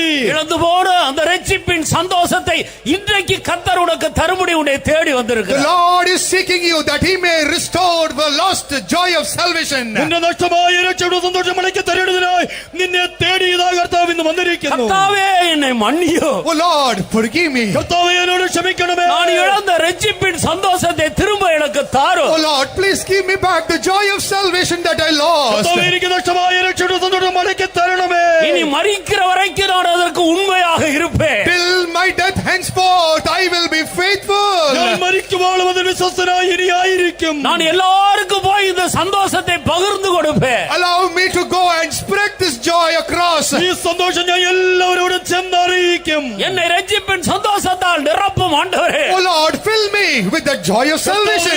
രക്ഷയുടെ സന്തോഷത്താൽ എന്നെ നിറയ്ക്കണമേ. ஓ இதோ இழந்து போன விசுவாசத்தை கர்த்தர் திரும்ப உனக்கு தருகிறார். Behold, the Lord restores the faith that you lost. ഇതാ നഷ്ടമായ വിശ്വാസം കർത്താവ് നിനക്ക് വീണ്ടും തരുന്നു. சாத்தானின் வல்லமையிலிருந்து அடிமைத்தனத்திலிருந்து மறுபடியும் கர்த்தர் உன்னை விடுவிக்கிறார். The Lord delivers you back from the slavery and the bondages of Satan. സാത്താൻ അടിമത്തത്തിൽ നിന്നും ബന്ധനത്തിൽ നിന്നും കർത്താവ് വീണ്ടും നിന്നെ മടക്കി വരുത്തുന്നു. விசுவாசத்தை கட்டி எழுப்புங்கள். Build up your faith. വിശ്വാസം പണിതുയർത്തുവീൻ. நான் பாவங்களுக்கு செத்தவன். I am dead to sin. ഞാൻ പാപത്തിന് മരിച്ചവൻ. நான் பாவங்களுக்கு செத்தவன். I am dead to sin. ഞാൻ പാപത്തിന് മരിച്ചവൻ. இயேசு என் பாவங்களை அவருடைய சரீரத்திலே சுமந்திருக்கிறார். Jesus has taken and bore upon his body my sins. യേശുവിന്റെ പാപങ്ങൾ എടുത്തവന്റെ ശരീരത്തിൽ വഹിച്ചു. நான் ஆண்டவருடைய பிள்ளை. I am the child of the Lord. ഞാൻ കർത്താവിന്റെ മകൻ. விசுவாசத்தில் உறுதியாயிருந்து பிசாசுக்கு எதிர்த்து நில்லுங்கள். Be established in faith and oppose the devil. വിശ്വാസത്തിൽ ഉറച്ച വിശ്വാസത്തിനോട് എതിർത്ത് നിൽപ്പീൻ. பயப்படாதே. Do not fear. പേടിക്കരുത്. பிசாசு தோல்வி அடைந்தவன். Satan is the defeated one. വിശ്വാസം തോറ്റുപോയവൻ. அவன் விழுந்து போனவன். He is the fallen അവൻ one. വീണുപോയവൻ. அவன் உன் விசுவாசத்தை திருடி விட்டான். He is the one who thieved your faith. അവൻ നിന്റെ വിശ്വാസത്തെ മോഷ്ടിച്ചു. இதோ இயேசு உனக்கு உதவி செய்ய வந்திருக்கிறார். Behold, Jesus has arrived to help you. യേശു നിന്നെ സഹായിപ്പാൻ വന്നിരിക്കുന്നു. பரிசுத்த ஆவியானவர் உனக்கு உதவி செய்யும்படியாக The வந்திருக்கிறார். Holy Spirit is beside you to help. പരിശുദ്ധാത്മ നിന്നെ സഹായിപ്പാനായി വന്നിരിക്കുന്നു. நீ ரட்சிக்கப்பட்டதை உறுதிப்படுத்திக்கொள். You establish your salvation. നിന്റെ രക്ഷ ഉറപ്പാക്കുവീൻ. இயேசு எனக்காக ஒரே முறை மரித்தார். Jesus is the only one who died for me. യേശു വന്ന ഒരുവൻ എനിക്കായി മരിച്ചു. அவர் என்னுடைய பாவங்களை மன்னித்தார். He forgave my sins. അവൻ എന്റെ പാപങ്ങളെ ഇതാ ക്ഷമിച്ചു. நான் ஆண்டவருடைய பிள்ளைதான். I am the child of ഞാൻ God. യേശുവിന്റെ പൈതൽ. பிசாசு சொல்லுவான் நீ மறுபடியும் பாவம் செய்து விடுகிறாள் என்னுடைய பிள்ளை என்று சொல்லுவான். Satan will claim you saying you again sinned and therefore you are my child. നീ വീണ്ടും പാപം ചെയ്തുകൊണ്ട് എന്റെ പൈതലെന്ന് സാത്താൻ അവകാശപ്പെടും. இல்லை, நீ கர்த்தருடைய பிள்ளை. No, you are a child of God. അല്ല, നീ യേശുവിന്റെ പൈതൽ.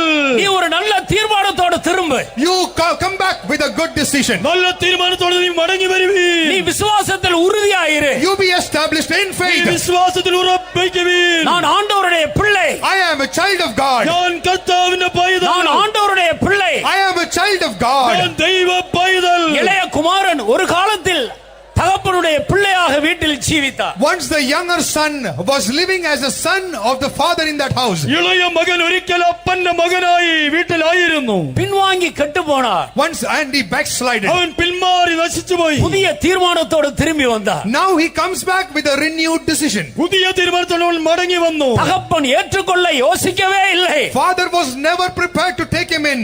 അപ്പൻ അവനെ ചേർത്തുകൊള്ളുവാൻ ചിന്തിച്ചതേയില്ല. திரும்பவும் தகப்பன் வீட்டுக்கு வந்து சந்தோஷத்தை அனுபவித்தார். And once again he comes back to the house of the father and is enjoying. മടങ്ങി അപ്പന്റെ വീട്ടിൽ വന്ന് വീണ്ടും അവൻ സന്തോഷിച്ചു. இதை விசுவாசி கர்த்தர் திரும்பவும் உன்னை கொண்டு வருகிறார். Believe this and the Lord is bringing you back. ഇത് വിശ്വസിപ്പീൻ, കർത്താവ് നിന്നെ ഇതാ മടക്കി കൊണ്ടുവരുന്നു. இன்று முதல் ரட்சிப்பின் பாத்திரத்தை எடுத்துக்கொண்டு சந்தோஷமாய் அவரை தொழுது கொள்ளுவாய். Today onwards you will receive back the joy of salvation that you lost and you will worship him. ഇന്നു മുതൽക്ക് നീ രക്ഷയുടെ പാനപാത്രം എടുത്ത് ഇനിമേൽ അവനെ നമസ്കരിക്കും വണങ്ങും. விசுவாசத்தில் உறுதியாயிருங்கள். Be established in faith. വിശ്വാസത്തിൽ ഉറപ്പായിരിപ്പീൻ. பயப்படாதே, திருடனாகிய பிசாசுக்கு எதிர்த்தல். Do not fear. Oppose the devil who stole from you. പേടിക്കാതെ കള്ളനായ പിശാചുണ്ട് എതിർത്ത് നിൽപ്പീൻ. அவன் ஓடி போவான். He will flee away. അവൻ ഓടിപ്പോകും. அவன் ஓடி He போவான். will flee away. അവൻ ഓടിപ്പോകും. இப்பொழுதும் உண்மையாய் நான் ரட்சிப்பின் சந்தோஷத்தை இழந்தேன், என் ஆண்டவரிடத்தில் நான் திரும்ப வருகிறேன் என்று மனப்பூர்வமாய் ஒப்பு கொடுத்தவர்களுக்குள் போராடி கொண்டிருந்த ரட்சிப்பை திருடின பிசாசு அதை விட்டு ஓடி போகிறான். Those who acknowledge that I lost the joy of salvation to that devil who stole and who is fighting within, he is fleeing away, seeing the salvation that the Lord is restoring. രക്ഷയും സന്തോഷം എനിക്ക് നഷ്ടമായി എന്ന് പറഞ്ഞ് മനഃപൂർവ്വമായി ഏൽപ്പിച്ച് കൊടുത്തവരുടെ ജീവിതത്തിൽ പോരാടിക്കൊണ്ടിരുന്ന ആ മോഷ്ടമായ രക്ഷയും സന്തോഷം എടുത്തു മാറ്റുന്നവരെ ഇതാ അവൻ നിങ്ങളെ വിട്ട് ഓടിപ്പോയിരിക്കുന്നു. இதோ அநேக அசுத்த ஆவிகள் பலரை விட்டு ஓடுகிறதை ஆவியிலே காண்கிறோம். I see in the spirit many evil spirits departing from many people. അനേക അശുദ്ധാത്മാക്കൾ പലരെ വിട്ട് ഓടുന്നതായി ഞാൻ ആത്മാവിൽ കാണുകയാണ്. நீ விடுதலை பெற்றாய். If you are delivered, നീ വിടുവിക്കപ്പെട്ടു. உன் ரகசிய ஜீவியத்தில் உள்ள தோல்விகளை கர்த்தர் மாற்றுகிறார். the Lord is replacing your defeats in your secret life. നിന്റെ രഹസ്യ ജീവിതത്തിലെ തോൽവിയെ ഇതാ കർത്താവ് മാറ്റുന്നു. உன்னுடைய சிந்தையில இருக்கிற தோல்விகளை கர்த்தர் மாற்றுகிறார். The Lord is replacing your thoughts which is defeated in your life. നിന്റെ ചിന്തയിലെ തോൽവിയെ കർത്താവ് ഇതാ മാറ്റുന്നു. உன்னுடைய கண்களில் இருக்கிற தோல்விகளை மாற்றுகிறார். The Lord is replacing the defeats in your sight. നിന്റെ കണ്ണുകളിലെ തോൽവിയെ ഇതാ കർത്താവ് മാറ്റുന്നു. நான் பாவங்களுக்கு செத்தவன் என்று தைரியமாய் சொல்லுங்கள். Say out loudly and boldly, I am dead to sin. പാപത്തിന് മരിച്ചവനെന്ന് ധൈര്യമായി പറയുവീൻ. நான் பாவங்களுக்கு செத்தவன். I am dead to sins. ഞാൻ പാപത്തിന് മരിച്ചവൻ. இயேசு என்னை பாவங்களுக்கு செத்தவனாய் மாற்றிவிட்டார். Jesus has made me as one dead to sin. യേശുവിനെ പാപത്തിന് മരിച്ചവനായി മാറ്റി. என் மேல் எந்த பாவத்துக்கும் அதிகாரம் இல்லை. No sin has any more power over me. ഇനി ഒരു പാപത്തിനും മേൽ അധികാരമില്ല. பயப்படாமல் அறிக்கையிடுங்கள். Do not fear, confess loud. പേടിക്കാതെ പറയുവീൻ. பயப்படாதே. We do not fear. ഭയപ്പെടരുത്. பயப்படாதே. Do not fear. ഭയപ്പെടരുത്. பிசாசுக்கு பயப்படாதே. Do not fear the devil. പിശാചിനെ പേടിക്കാതിരുവീൻ. நீதிமான் சிங்கத்தை போல தைரியமா The இருக்கிறார். righteous is as bold as a lion. നീതിമാൻ സിംഹത്തെ പോലെ ധൈര്യശാലിയായിരിക്കും. தைரியமாய் பிசாசுக்கு எதிர்த்தல்லுங்கள். Boldly rebuke the devil. ധൈര്യമായി പിശാചിനോട് എതിർത്ത് നിൽപ്പീൻ. அஷபஹதுனாயில மௌசனா. ஓ ரபக்கத்துடபக்கத்துடபலாரியா. இரபக்கத்துடபக்கத்துடா. துட்டா துட்டா.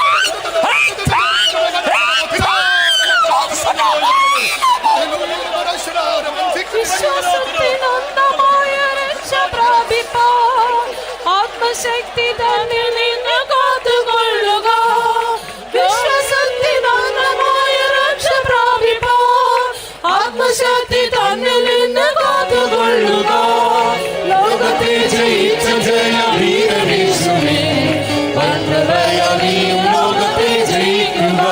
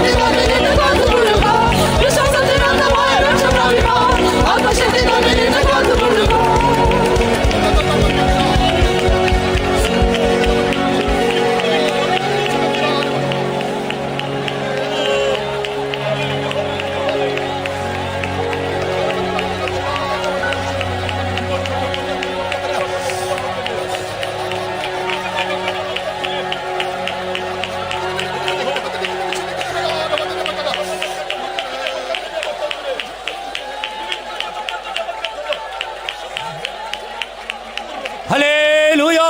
Hallelujah. சந்தேகப்படாதீர்கள். Do not doubt. സംശയിക്കരുത്.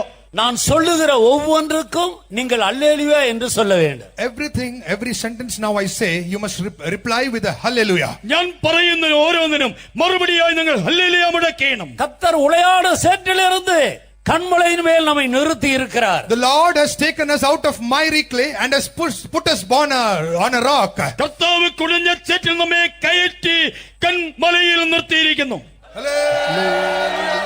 ஆண்டவர் நம்மை இருளிலிருந்து விடுதலையாக்கி வெளிச்சத்தின் பிள்ளையாக வைத்திருக்கிறார். The Lord has delivered us out of darkness and has made us children of light. കർത്താവ് നമ്മെ ഇരുട്ടിൽ നിന്ന് വിടുവിച്ച വെളിച്ചത്തിന്റെ മക്കളാക്കി തീർത്തു. பிசாசின் பிள்ளைகளாக இருந்த நம்மை தேவனுடைய பிள்ளைகளாக மாற்றி இருக்கிறார். We who were children to Satan have been turned as child of God. പിശാചിന്റെ മക്കളായിരുന്ന നമ്മെ ദൈവത്തിന്റെ മക്കളാക്കി മാറ്റി.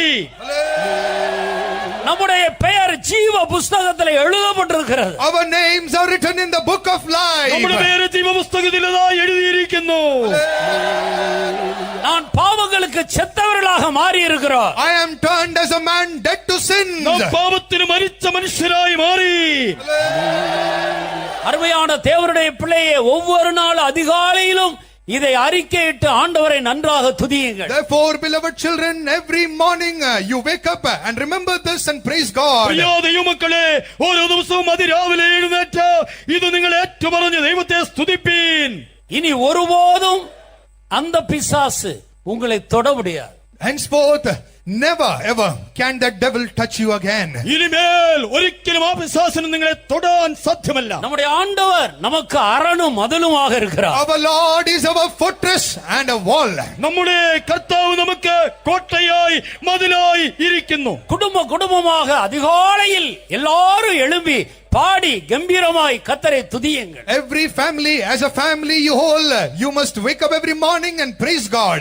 കുടുംബമായി അതിരാവിലെ എഴുന്നേറ്റ് ശബ്ദമുയർത്തി ദൈവത്തെ പാടി സ്തുതിപ്പീൻ. யோபு தன் பிள்ளைகளை எல்லாம் அழைத்து அதிகாலையில் சர்வாங்க தகன பலி செலுத்தி வந்தார். Job had an experience of calling all his children every morning and offering a burnt offering.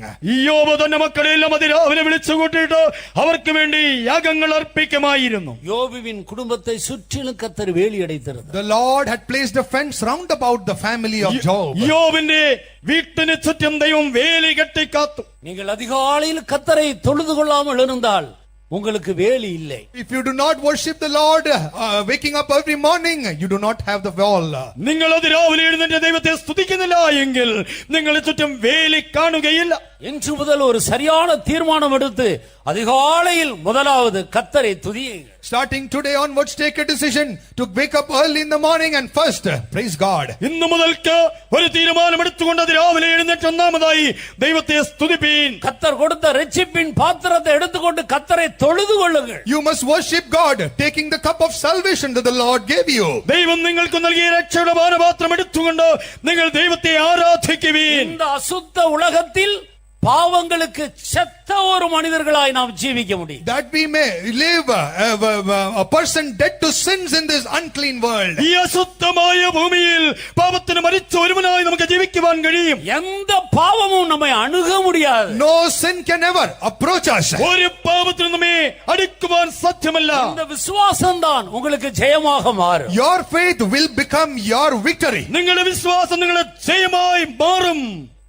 இரண்டாவது, Secondly, രണ്ടാമതായി நாம் பாவங்களுக்கு செத்து நீதிக்கு பிழைத்திருக்கிறோம். we are dead to sins and are living for righteousness. നാം പാപത്തിന് മരിച്ച നീതിക്കായി ജീവിക്കുന്നു. பாவ சம்பந்தப்பட்ட எல்லாவற்றுக்கும் நாம் ஒரு dead body. We are a dead body to everything related to sin. പാപസംബന്ധമായ സകലത്തെ സംബന്ധിച്ച് നാം ഒരു മൃതശരീരമാണ്. உயிரோட தான் இருக்கிறோம், ஆனா டெட் பாடின்னு விசுவாசிக்கணும். அதான் விசுவாசம். We are still living, but we believe that we are dead body, and that is the faith. ജീവനോടെ ആയിരിക്കുമ്പോൾ തന്നെ ആ ശവശരീരം എന്ന് വിശ്വസിക്കണം. അതാകുന്ന വിശ്വാസം. பாவ சம்பந்தப்பட்ட எது நம்ம எதிரிட்டு வந்தாலும் நம்மை ஒரு டெட் பாடியாக எண்ணிக்கொள்ள வேண்டும். Everything that is sin related approaches us, we must be found as dead bodies. പാപസംബന്ധമായി എന്ത് നമ്മെ സമീപിച്ചു വന്നാലും നാം ഒരു മൃതശരീരമെന്ന് എണ്ണിക്കൊള്ളണം. நீதி சம்பந்தப்பட்ட எல்லாவற்றுக்கும் நாம் உயிரோடு பிழைத்து செழிக்கிறவர்களாக நாம் எண்ணிக்கொண்டு அவைகளை உற்சாகமாய் செய்ய வேண்டும். And anything to do with righteousness, we must be found living and alive, doing it very actively. നീതി സംബന്ധമായ സകല കാര്യത്തിനും സജീവമായി ജീവിക്കുന്നവരായി എണ്ണിക്കൊണ്ട് അതിൽ അഭിവൃദ്ധി പ്രാപിച്ചു പോകുന്നവരാകണം. நீங்கள் அமைதியா இருக்கவே கூடாது. You should never remain silent. നിങ്ങൾ മൗനമായിരിക്കരുത്. ஏதாயிலும் ஒரு விதத்தில் கர்த்தர் உங்களுக்கு தந்த ரட்சிப்பை மற்றவர்களுக்கு அறிவித்துக் கொண்டே இருக்க வேண்டும். In some one way or the other, you must always keep on telling about the salvation that the Lord has granted you. ഏതൊരു വിധത്തിലായിരുന്നാലും കർത്താവ് നിങ്ങൾക്ക് തന്ന രക്ഷയെ നിങ്ങൾ മറ്റുള്ളവരെ അറിയിക്കുന്നവരായി കാണപ്പെടണം. பயப்படவே கூடாது. You should never ever fear. നിങ്ങൾ പേടിക്കുകയേ അരുത്. நரகத்துக்கு போறவங்க 8 பாவங்களை செய்த 8 கூட்டத்தார். And the ones going to the hell are categorized into 8, doing 8 different sins. 8 വിധ പാപങ്ങൾ ചെയ്യുന്നവരാകുന്ന നരകത്തിലേക്ക് പോകുന്നവർ. அக்கினியும் கந்தகமும் எரிகிற கடலில் போய் விழுகிற கூட்டம் மொத்தம் 8 கூட்டம். முழு உலகத்தில் இருக்கிற மனிதர்கள் செய்கிற பாவங்களை 8 கேட்டகரியா பிரித்து ஆண்டவர் 8 கூட்டத்தார் என்று அறிமுகப்படுத்துகிறார். The whole world has been, the people living in the whole world who are sinning, who are sinful, they have been categorized. The Lord has categorized them into 8 categories, and they are the ones who are going into the lake of fire, which is burning with fire and brimstone. മുഴു ലോകത്തും വസിക്കുന്ന ജനത്തിന്റെ പാപങ്ങളെ 8 വിഭാഗമായി തരംതിരിച്ചിരിക്കുന്നു. അവരാകുന്ന തീയും ഗന്ധവും കത്തുന്നതായ പൊയ്കയിൽ പോയി ചേരുന്നത്. அதுல முதல் பாவம் எது தெரியுமா? Do you know what is the first sin in that? അതിൽ ഒന്നാമത്തെ പാപം എന്തെന്നറിയാമോ? சொல்லுங்க. Tell it loud. பயப்படுகிறது. The fearful. ഭീരുക്കൾ. பயம் ஒரு பாவம்னு எத்தனை பேருக்கு தெரியறதே இல்ல. Many of the people do not know that fear is a sin. ഭയം ഒരു പാപമെന്ന് പലർക്കും അറിയുകയില്ല. கொலை செய்தா பாவம். Murder is also a sin. കൊല ചെയ്യുന്നുവെങ്കിൽ പാപം. திருடுனா பாவம். And stealing is sin. മോഷ്ടിച്ചാൽ അത് പാപം. சாராயம் குடிச்சா பாவம். If you drink alcohol, it is sin. ചാരായം കുടിച്ചാൽ അത് പാപമാണ്. மற்றவர்களை நஷ்டப்படுத்தினால் பாவம். If you lose others, destroy others, it is a sin. മറ്റുള്ളവർക്ക് നഷ്ടം വരുത്തിയാൽ അത് പാപം. இதுதான் பாவம்னு நமக்கு தெரியும். We consider all these as sins. ഇവയാണ് പാപമെന്ന് നാം കരുതുന്നു. இயேசுவை துதிக்க நீ பயந்தால் நரகத்துக்கு போற முதல் கூட்டத்துல நீ உன்னுடைய பெயர் சேர்க்கப்பட்டிருக்கு. If you are fearful in praising God, then you are the first person to be listed out in the people going to hell. യേശുവിനെ സ്തുതിക്കുന്നതെന്ന് നീ പേടിച്ചാൽ നരകത്തിൽ പോകുന്നവരുടെ പട്ടികയിലെ ഒന്നാമത് നിന്റെ പേര് കാണും. நீதிமான் நல்மனசாட்சியுடையவன். Righteous man has a good conscience. നീതിമാൻ ശുദ്ധ മനസ്സാക്ഷിയുള്ളവൻ. நாம் ரட்சிக்கப்படும்போது இயேசு நமக்கு அதை தருகிறார். When we get saved, Jesus gives it to us. നാം രക്ഷിക്കപ്പെടുമ്പോൾ അത് നമുക്ക് യേശു തരികയാണ്. ஞானஸ்நானம் எடுக்கும்போது நல்மனசாட்சியின் ஒரு உடன்படிக்கையை பண்ணிக்கொள்ளுகிறோம். And when we take the water baptism, we get into a covenant with good conscience. ജലസ്നാനം നാം എടുക്കുമ്പോൾ ശുദ്ധ മനസ്സാക്ഷിയുടെ ഉടമ്പടിയിൽ നിയമത്തിൽ വരുന്നു. இயேசு கிறிஸ்துவுக்கு அவருடைய வசனத்துக்கு பயப்படுகிற பயத்தை அல்லாமல் வேற எந்த பயம் இருந்தாலும் அது நரகத்துக்கு போகிற கூட்டத்தாரோடு சேர்க்கப்பட்டு விடுவார். Any fear that apart from the fear wherewith we fear Jesus and his word, we will be taking that fear will take us to hellfire. യേശുവിനെയും അവന്റെ വചനത്തെയും ഭയപ്പെടുന്നത് ഒഴികെയുള്ളതായ ഏതൊരുവിധ ഭയം നമ്മിൽ ഉണ്ടായിരുന്നാലും ആ ഭയം നമ്മെ നരകത്തിലേക്ക് പോകുന്നവരുടെ കൂട്ടത്തിലാക്കി തീർക്കും. பயப்படவே கூடாது. We should never fear. നാം പേടിക്കുകയേ അരുത്. மரணம் நேரிடுகிறதா இருந்தாலும் பயப்படக்கூடாது. Even if death nears us, we should not fear. മരണം സംഭവിക്കുന്ന അനുഭവമായാലും പേടിക്കരുത്. ஒரு முறைதானே மரணம் வரும். Death will only come once, isn't it? ഒരു പ്രാവശ്യമല്ലയോ മരണം വരുന്നത്? அது எப்படி வந்தாலும் சரி. Let it come anyhow. അത് ഏത് വിധേന വന്നാലും. கிறிஸ்தவர்கள் என்று சொல்லி நம்மை கொன்றாலும் சரி. And though they kill us calling us Christians, ക്രിസ്ത്യാനികൾ എന്ന് പറഞ്ഞുകൊണ്ട് നമ്മെ കൊന്നാലും, வியாதி வந்து மரித்தாலும் சரி. and though or we may die with sickness, രോഗം വന്ന് മരിച്ചാലും, எப்படியோ ஒரு முறைதான் மரணம் வரும். anyhow there is only once a death. എങ്ങനെയായാലും ഒറ്റ പ്രാവശ്യമേ മരണം വരികയുള്ളൂ. நல்மனசாட்சியோடு ஜீவிக்கிற தேவனுடைய பிள்ளைகள் எப்படி மரித்தாலும் அவர்கள் மரித்தவுடன் ஆண்டவரோடு போய் சேர்ந்து விடுவார். Any person living with a good conscience, when he dies, anyhow he may die, he will go immediately to be with the Lord. ശുദ്ധ മനസ്സാക്ഷിയോടെ ജീവിക്കുന്ന മനുഷ്യൻ അവൻ മരിക്കുമ്പോൾ ഉടൻ തന്നെ കർത്താവിനോട് ചെന്ന് ചേരുകയാണ്. நாம் பயப்பட வேண்டிய அவசியம் இல்லை. Therefore we do not need to fear. പിന്നെന്തിനു നാം പേടിക്കണം? பயம் இருந்தா அதுக்கு பின்னால ஏதோ ஒரு பாவம் நமக்குள்ள இருக்குன்னு அர்த்தம். If we have fear, understand that there is a sin connected to that fear within us. ഭയമുണ്ടെങ്കിൽ മനസ്സിലാക്കിക്കൊള്ളണമേ അതിന് പിന്നിൽ ഒരു പാപമുണ്ട്. வேதத்துல முதலாவது பயம் எப்போது மனிதருக்குள்ள வந்தது? In the scripture, first time, when did man experience fear? തിരുവചനം നോക്കുമ്പോൾ മനുഷ്യനിൽ ഒന്നാമത് പാപം ഭയം വന്നത് എപ്പോഴാകുന്നു? பயம் என்கிற வார்த்தை முதலாவது ஆதாம் கிட்ட இருந்து வந்தது. And the word fear is mentioned in concerning Adam firstly. ഭയം എന്ന വാക്ക് ഒന്നാമതായി ആദമിൽ നിന്ന് വന്നു. நான் நிர்வாணியா இருக்கிறபடியினால் பயந்து ஒளிந்து கொண்டிருக்கிறேன். I was afraid because I was naked and therefore I hid myself. ഞാൻ നഗ്നനായിരിക്കൊണ്ട് ഭയപ്പെട്ട് ഒളിച്ചുവെന്ന് പറഞ്ഞു. பயம் ஏன் வந்தது? Why did fear come? ഭയം എങ്ങനെ വന്നു? அவன் நிர்வாணியா இருக்கிறான். Because he was naked. അവൻ നഗ്നനായിരുന്നു. ஏன் நிர்வாணியானா? Why was he naked? എന്തുകൊണ്ട് നഗ്നനായി? ஆண்டவருடைய கற்பனையை மீறி விட்டார். Because he breached the commandment of God. അവൻ ദൈവത്തിന്റെ കൽപ്പന ലംഘിച്ചു. ஆனபடியால் ஆண்டவருடைய பிள்ளைகளுக்கு பயம் என்பது கொஞ்சம் கூட இருக்க கூடாது. Therefore, for the people of God, there shouldn't be any fear in any proportion. ആയതുകൊണ്ട് ദൈവമക്കൾക്ക് അല്പം പോലും ഭയമുണ്ടാകരുത്. எந்த இடத்திலேயும் நாம் தலை நிமிர்ந்து நல்மனசாட்சியோடு நாம் காணப்படுவோம். In any place, keeping our head straight up, we should be found in good conscience. ഏതൊരിടത്തും നാം നല്ല മനസ്സാക്ഷിയുള്ളവരായി തലയുയർത്തി നിൽക്കണം. உத்தமனுக்கு கர்த்தர் துணை. The Lord helps the righteous.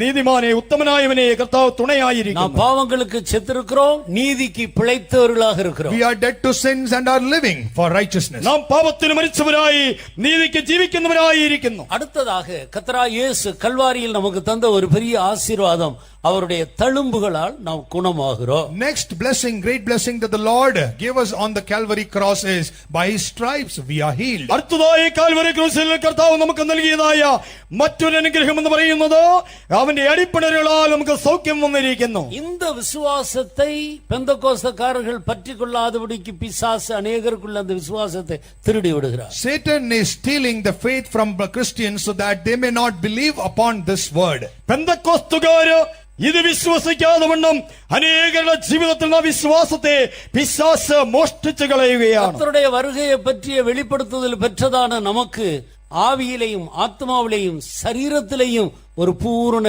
ஜெயம் தேவையாக இருக்கிறது. We who are waiting and have received the revelation concerning the coming of the Lord Jesus Christ, we must have a full and perfect victory in our body, soul and spirit. കർത്താവായ യേശുവിന്റെ വരവിനെ സംബന്ധിച്ച് വെളിപ്പാട് ലഭിച്ചതായ നമ്മുടെ ജീവിതത്തിൽ നമ്മുടെ ദേഹം ദേഹി ആത്മാവിൽ പൂർണ്ണമായ ഒരു വിടുതൽ ഉണ്ടാകണം. உங்களுடைய விசுவாசத்தின் வர்த்தனைக்காக நான் சொல்லுகிற காரியத்தை சற்று கவனியுங்கள். For the growth of your faith, please listen to what I am talking about faith. നിങ്ങളുടെ വിശ്വാസ വർധനവിന് വേണ്ടി ഞാൻ പറയുന്ന കാര്യങ്ങൾ അല്പം ശ്രദ്ധിക്കണമേ.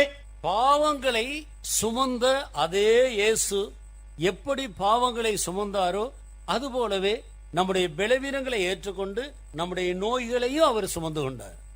The way that Jesus bore our sins upon the Calvary, the same way Jesus also bore our weaknesses and our sicknesses. Calvary ക്രൂശിൽ യേശു എவ்விதമാകുന്നുവോ നമ്മുടെ പാപങ്ങളെ ചുമന്നത് അതേ രീതിയിൽ തന്നെ യേശു നമ്മുടെ ബലഹീനതകളെയും രോഗങ്ങളെയും താൻ ചുമന്നു. அப்போ பாவங்கள் ஏதாவது ஒரு பாவத்துல நமக்கு ஒரு போராட்டம் இருந்தா நம்ம ஒரு டாக்டர்கிட்ட போய் என் சிந்தனையில ஜெயம் இல்ல ஒரு ஊசி போடுன்னு சொல்றது இல்ல. If we face a problem if we are struggling with a sin, we do not go to a doctor and we say, I am fighting with a sin in my mind, please help me. പാപസംബന്ധമായ ഒരു പോരാട്ടം നമുക്കുണ്ടായി കഴിഞ്ഞാൽ നാം ഒരു വൈദ്യന്റെ അടുത്ത് ചെന്നിട്ട് എനിക്ക് ചിന്തയിൽ ജയമില്ല, ഒരു ഇഞ്ചക്ഷൻ സൂചി വെക്കണമേ എന്ന് പറയാറില്ല. டாக்டர்கிட்ட போய் சொன்னா அவர் சிரிப்பார், பைத்தியக்காரர் போல இருக்கு. When you go and consult a doctor for it, he will laugh at you and call you a fool. ഡോക്ടറോട് ചെന്ന് പറഞ്ഞാൽ താൻ ശരിക്കും ഇവനൊരു ഭ്രാന്ത് പിടിച്ചവനെന്നോ ചിന്തിക്കും. என் கண்ணுல ஜெயம் இல்ல, யாரை பார்த்தாலும் ஒரு அசுத்த பார்வை தான் எனக்கு இருக்கு, ஒரு ஊசி போடு டாக்டர்னா எந்த டாக்டர் ஊசி போட முன்னுக்கு வருவாங்க? அவர் நல்ல மனசாட்சி உள்ள டாக்டரா இருந்தா, ஐயா உன் கண்ணை விட என் கண்ணு ரொம்ப மோசம், நான் யாருகிட்ட போய் ஊசி போடுறதுக்கு. If you go and consult a doctor saying, doctor, I do not have victory in my eyesight, please help me with your drops in the eyesight, the doctor will not be able to help you.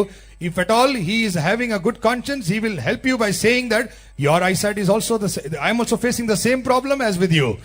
എന്റെ കണ്ണിന്മേൽ ജയമില്ല, എനിക്ക് എന്റെ ആയതുകൊണ്ടൊരു സൂചി വെക്കണം അല്ലെങ്കിൽ injection ചെയ്യണമെന്ന് പറഞ്ഞു കഴിഞ്ഞാൽ നല്ല മനസ്സാക്ഷിയുള്ള ഒരു ഡോക്ടറാണെങ്കിൽ എന്റെ കണ്ണിനേക്കാൾ നിന്റെ കണ്ണ് നന്നായിരിക്കുന്നു എന്ന് പറയും. നിന്റെ കണ്ണിനേക്കാൾ എന്റെ കണ്ണ് മോശമായിരിക്കുന്നു എന്ന് പറയും. ഞാൻ എവിടെ പോയി ആരോട് ഒരു ഇഞ്ചക്ഷൻ എടുക്കണം സൂചി വെക്കണമെന്ന് പറയും. I am looking to consult somebody on this.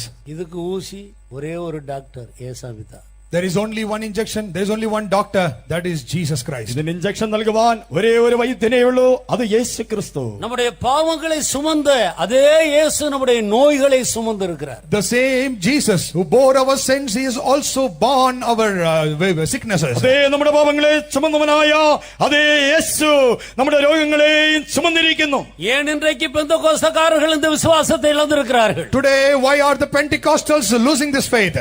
എന്തുകൊണ്ട് പെന്തക്കോസ്തുകാർക്ക് ഇന്ന് ഈ വിശ്വാസം നഷ്ടമാകുന്നു? பாவத்துக்கு இயேசுவை நாடுகிறாய், வியாதிக்கு ஏன் இயேசுவை நாடுகிறதில்லை? They are seeking Jesus for their sins but aren't seeking for their sickness. Why? പാപത്തിനവർ യേശുവിനെ തേടുന്നു, പക്ഷേ രോഗത്തിനവർ എന്തുകൊണ്ട് യേശുവിനെ തേടുന്നില്ല? எப்படி இந்த சரீரம் மறுரூபமாக்கப்படும்? Why? How will this body be transformed? എങ്ങനെ ഈ ശരീരം രൂപാന്തരപ്പെടും? கர்த்தருடைய வருகையை பற்றி பாடுகிறோம். You are singing about the coming of the Lord. കർത്താവിന്റെ വരവിനെ സംബന്ധിച്ച് പാടുന്നുണ്ട്. நமக்கு வெளிப்படுத்துதல் இருக்கிறது. We have enough revelation. അതിന് വെളിപ്പാട് നമുക്കുണ്ട്. விசுவாசத்தை கட்டி எழுப்புகிறதற்கு பதிலாக விசுவாசத்தை நாம் இழந்து ஆண்டவர் மேல் இருக்கிற விசுவாசத்தை எடுத்து ஒரு மனிதரிடத்தில் கொடுத்து விடுகிறோம். And we are instead of building our faith, we lose faith and we take that faith from the Lord and give it to men. വിശ്വാസത്തെ പണിതുയർത്തുന്നതിന് പകരമായി വിശ്വാസത്തെ നഷ്ടമാക്കി കർത്താവിന്മേൽ വെച്ചിരുന്ന വിശ്വാസത്തെ എടുത്ത് ഒരു മനുഷ്യന് കൊടുക്കുകയാണ്. യെരേമിയ 17 അധ്യായത്തിലേക്ക് വരുമ്പോൾ When we come to the book of Jeremiah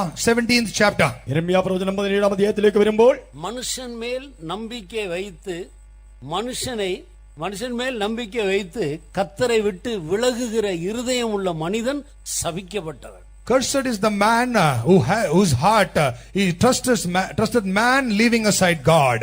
മനുഷ്യനിൽ ദൈവത്തിലുള്ള ആശ്രയം വിട്ട് മനുഷ്യനിൽ ആശ്രയം വെച്ച് ദൈവത്തെ വിട്ടു മാറുന്നതായ മനുഷ്യൻ ശപിക്കപ്പെട്ടവനാകുന്നു. இது ஒரு முக்கியமான நேரம். உங்களுடைய விசுவாசத்தை கட்டி எழுப்புகிற அந்த நேரத்தில் பிசாசு உங்களை மெதுவா வெளியே கொண்டு போகாதபடிக்கு நீங்கள் பிசாசுக்கு எதிர்த்து நிற்க வேண்டும். This is a very crucial moment. Please take care that Satan deceivingly might not allure you to go outside. ഇതൊരു സുപ്രധാനമായ നിമിഷമാകുന്നു. നിങ്ങളുടെ വിശ്വാസം പണിതുയർത്തേണ്ടുന്ന ഈ സമയത്ത് അങ്ങനെ ചെയ്യാതെ വണ്ണം നിങ്ങളെ വശീകരിച്ച് സാത്താൻ പുറത്തു കൊണ്ടുപോകാതിരിക്കേണ്ടതിന് ജാഗ്രതയായിരിപ്പീൻ. கேள்வியினாலதான் விசுவாசம் உண்டாகும். Faith cometh by the hearing. വിശ്വാസം കേൾവിയാൽ വരുന്നു. சாத்தான் உங்களை கர்த்தருடைய வார்த்தைகளை கேட்க விடாதபடிக்கு இழுத்து கொண்டு போக பார்க்கும். Satan is trying to allure you out so that you may not listen or hear the word of God. ദൈവവചനം നിങ്ങൾ കേൾക്കാതിരിക്കത്തക്കവണ്ണം സാത്താൻ നിങ്ങളെ വശീകരിച്ചു കൊണ്ടുപോകും. மனுஷர் மேல் நம்பிக்கை வைத்து மாமிசமானதை புயபலமாக்கி கொண்டு கர்த்தரை விட்டு விலகுகிற இருதயம் உள்ள மனிதன் சபிக்கப்பட்டவர். Cursed be the man that trusteth in man and maketh flesh his arm and whose heart departeth from the Lord. മനുഷ്യനിൽ ആശ്രയിച്ച് ജഡത്തെ ഭുജമാക്കി യഹോവയെ വിട്ട് മാറുന്ന മനുഷ്യൻ ശപിക്കപ്പെട്ടവൻ. இப்போ ஒரு கிறிஸ்தவன் இயேசுவை அறிந்த ஒரு மனிதன் ஒரு வியாதி வரும்போது அவன் யாராவது ஒரு மனிதனிடத்திலே ஒரு டாக்டர் ஒரு ஆஸ்பத்திரிக்கு போனா அதனுடைய அர்த்தம் என்ன? நான் நம்பி இருந்த ஏசாமி எனக்கு சுகம் கொடுக்க முடியல, என்னை கைவிட்டுட்டாரு, நீயாவது எனக்கு சுகம் குடியான்னு தானே அர்த்தம். A Christian or a child of God, when he falls ill and he goes seeking and consulting a doctor, what does it mean? It means that the person goes and tells the doctor that my Jesus, who is my savior, is unable to heal me. Somehow please help me and heal me yourself.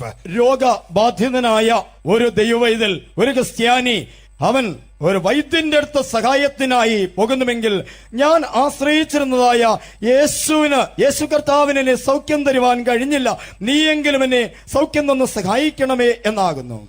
ஆண்டவரை மறுதலிக்கிறது தானே. That is a rebellion against the Lord. അത് നമ്മുടെ കർത്താവിനോട് മത്സരിച്ചു നിൽക്കുന്നതാണ്. இது எவ்வளவு பெரிய தவறு என்று நம்மில் அநேகருக்கு தெரியாமல் இருக்கிறது. Many of us do not realize how big an error this is. ഇത് എത്ര വലിയ തെറ്റെന്ന് നമ്മിൽ പലരും അറിയുന്നില്ല. യെരേമിയ 3 അധ്യായത്തിലേക്ക് നാം വരുമ്പോൾ When we come to the 3rd chapter of the book of Jeremiah, യെരമ്യാ പ്രവചന പുസ്തകം 3 അധ്യായത്തിലേക്ക് നാം വരുമ്പോൾ ஒரு புருஷன் ஒரு மனைவி தன் புருஷனை விட்டு வேறொரு புருஷனுக்கு மனைவியானால் அவள் திரும்பி வந்தால் அந்த முந்தின புருஷன் ஏற்றுக்கொள்ளுவானா? அந்த தேசம் தீட்டுப்பட்டு விடுமே. ஆனால் நீ திரும்பி வா, நான் உன்னை ஏற்றுக்கொள்கிறேன் என்று ஆண்டவர் சொல்லுகிறார். The Lord says, if a man put away his wife and she go from him and become another man's, shall he return unto her again? Shall not that land be greatly polluted? Yet return again to me, saith the Lord. ദൈവമേ പ്രകാരം ചോദിക്കുകയാണോ? ഒരു ഭാര്യ തന്റെ ഭർത്താവിനെ വിട്ടോ അല്ലെങ്കിൽ പുരുഷനെ വിട്ടോ മറ്റൊരുവനോടുകൂടെ ആയിരുന്നിട്ടോ പിന്നീട് മടങ്ങി വന്നു കഴിഞ്ഞാൽ അവൻ അവളെ ചേർത്തുകൊള്ളുമോ?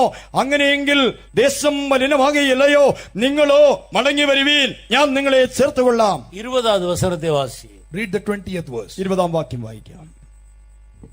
ഇസ്രായേൽ ഗൃഹമേ, ഒരു ഭാര്യ ഭർത്താവിനോട് വിശ്വാസപാതകം ചെയ്ത് അവനെ വിട്ടുകളയുന്നത് പോലെ നിങ്ങൾ എന്നോട് വിശ്വാസപാതകം ചെയ്തിരിക്കുന്നു എന്ന് യഹോവയുടെ അരുളപ്പാട്.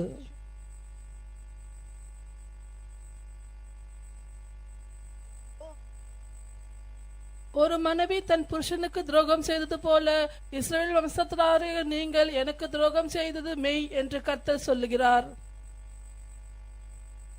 கர்த்தருக்கு ஸ்தோத்திரம். Praise be to God. ദൈവത്തിന് സ്തോത്രം.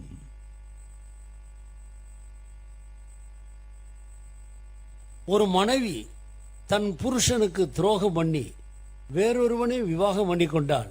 அவள் திரும்பி வந்தால் அவன் சேர்த்துக் கொள்வானா? முதல் வசனத்தை வாசித்தால் விளங்கிக் கொள்ளும். We can understand from the first verse that if a man puts away his wife and she becomes another man's, and if she returns back, will he accept him? That we can understand from the first verse. ഒന്നാം വാക്യത്തിൽ നമുക്ക് ഇപ്രകാരം മനസ്സിലാക്കുവാൻ കഴിയും.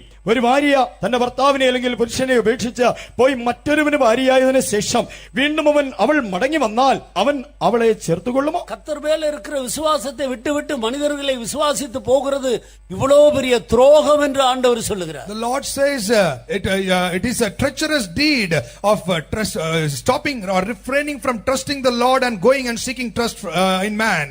കർത്താവിൽ വച്ചിരിക്കുന്ന വിശ്വാസം വിട്ടുകളഞ്ഞിട്ടൊരു മനുഷ്യനിൽ വിശ്വസിച്ച് അവന്റെ അടുക്കൽ പോകുന്നത് ഇത്ര വലിയ ദ്രോഹമാണ്, വിശ്വാസ പാതകമെന്ന് കർത്താവ് പറയുകയാണ്. ஆசா தனக்கு வந்த வியாதியில் அவன் பரிகாரிகளை தேடி கர்த்தரை விட்டு விட்டு பரிகாரிகளை தேடி போனபடினால் நோவு அதிகமாகி அவன் செத்து போனான். Asa in his sickness went after the physician, leaving aside trusting the Lord, and therefore his sickness became sore and he died therein.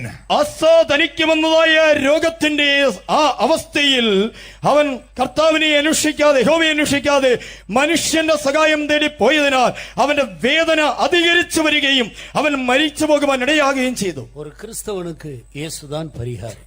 For a Christian, Jesus is the healer. ഒരു ക്രിസ്ത്യാനിയെ സംബന്ധിച്ച് യേശുവാകുന്ന സൗഖ്യദാതാവ്. நாம் அபிஷேகம் பெற்ற பிறகு இயேசு கிறிஸ்துவுடைய சரீரத்தில் ஒரு அவயவமாக இணைக்கப்பட்டு விடுகிறோம். Post our receiving of the Holy Spirit, Jesus becomes a part of the body as an organ. നാം അഭിഷേകം പ്രാപിച്ചതിനു ശേഷം യേശുവിന്റെ ശരീരത്തിൽ ഒരു അവയവമായി നാം ചേർക്കപ്പെടുകയാണ്. சீக்கிரம் முடிக்க போகிறேன். முக்கியமான சில வசனங்களை நீங்கள் கவனிக்க வேண்டும். We're going to conclude soon. Very important verses. Please note down fast. വേഗത്തിൽ നിർത്തുവാൻ പോകുന്നു.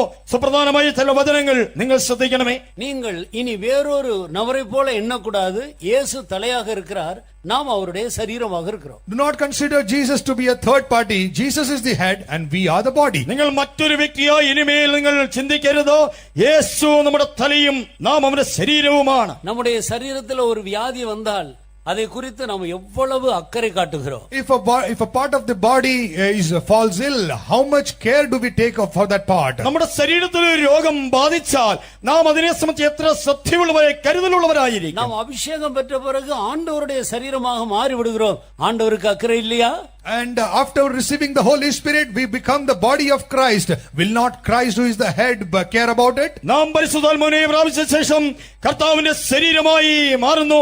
തലയായ കർത്താവ് അതിനെ കരുതുകയില്ലയോ? நாம் ஏன் அதை விசுவாசிக்கிறதில்லை? Why are we not believing that? എന്തുകൊണ്ട് നാം അത് വിശ്വസിക്കുന്നില്ല? இந்த விசுவாசத்தை கட்டி எழுப்பாதபடியினால் சாத்தான் விசுவாசத்தை திருடி கொண்டு போகிறார். And because you aren't constructing and building that faith up, Satan is stealing away that faith. ഈ വിശ്വാസം പണിതുയർത്താതിരിക്കത്തക്കവണ്ണം സത്താൻ ആ വിശ്വാസത്തെ മോഷ്ടിച്ചു കൊണ്ടുപോകുന്നു. நாம் அபிஷேகம் பெற்ற பிறகு பரிசுத்த ஆவியானவருடைய ஆலயமாக மாறிவிடுகிறோம்.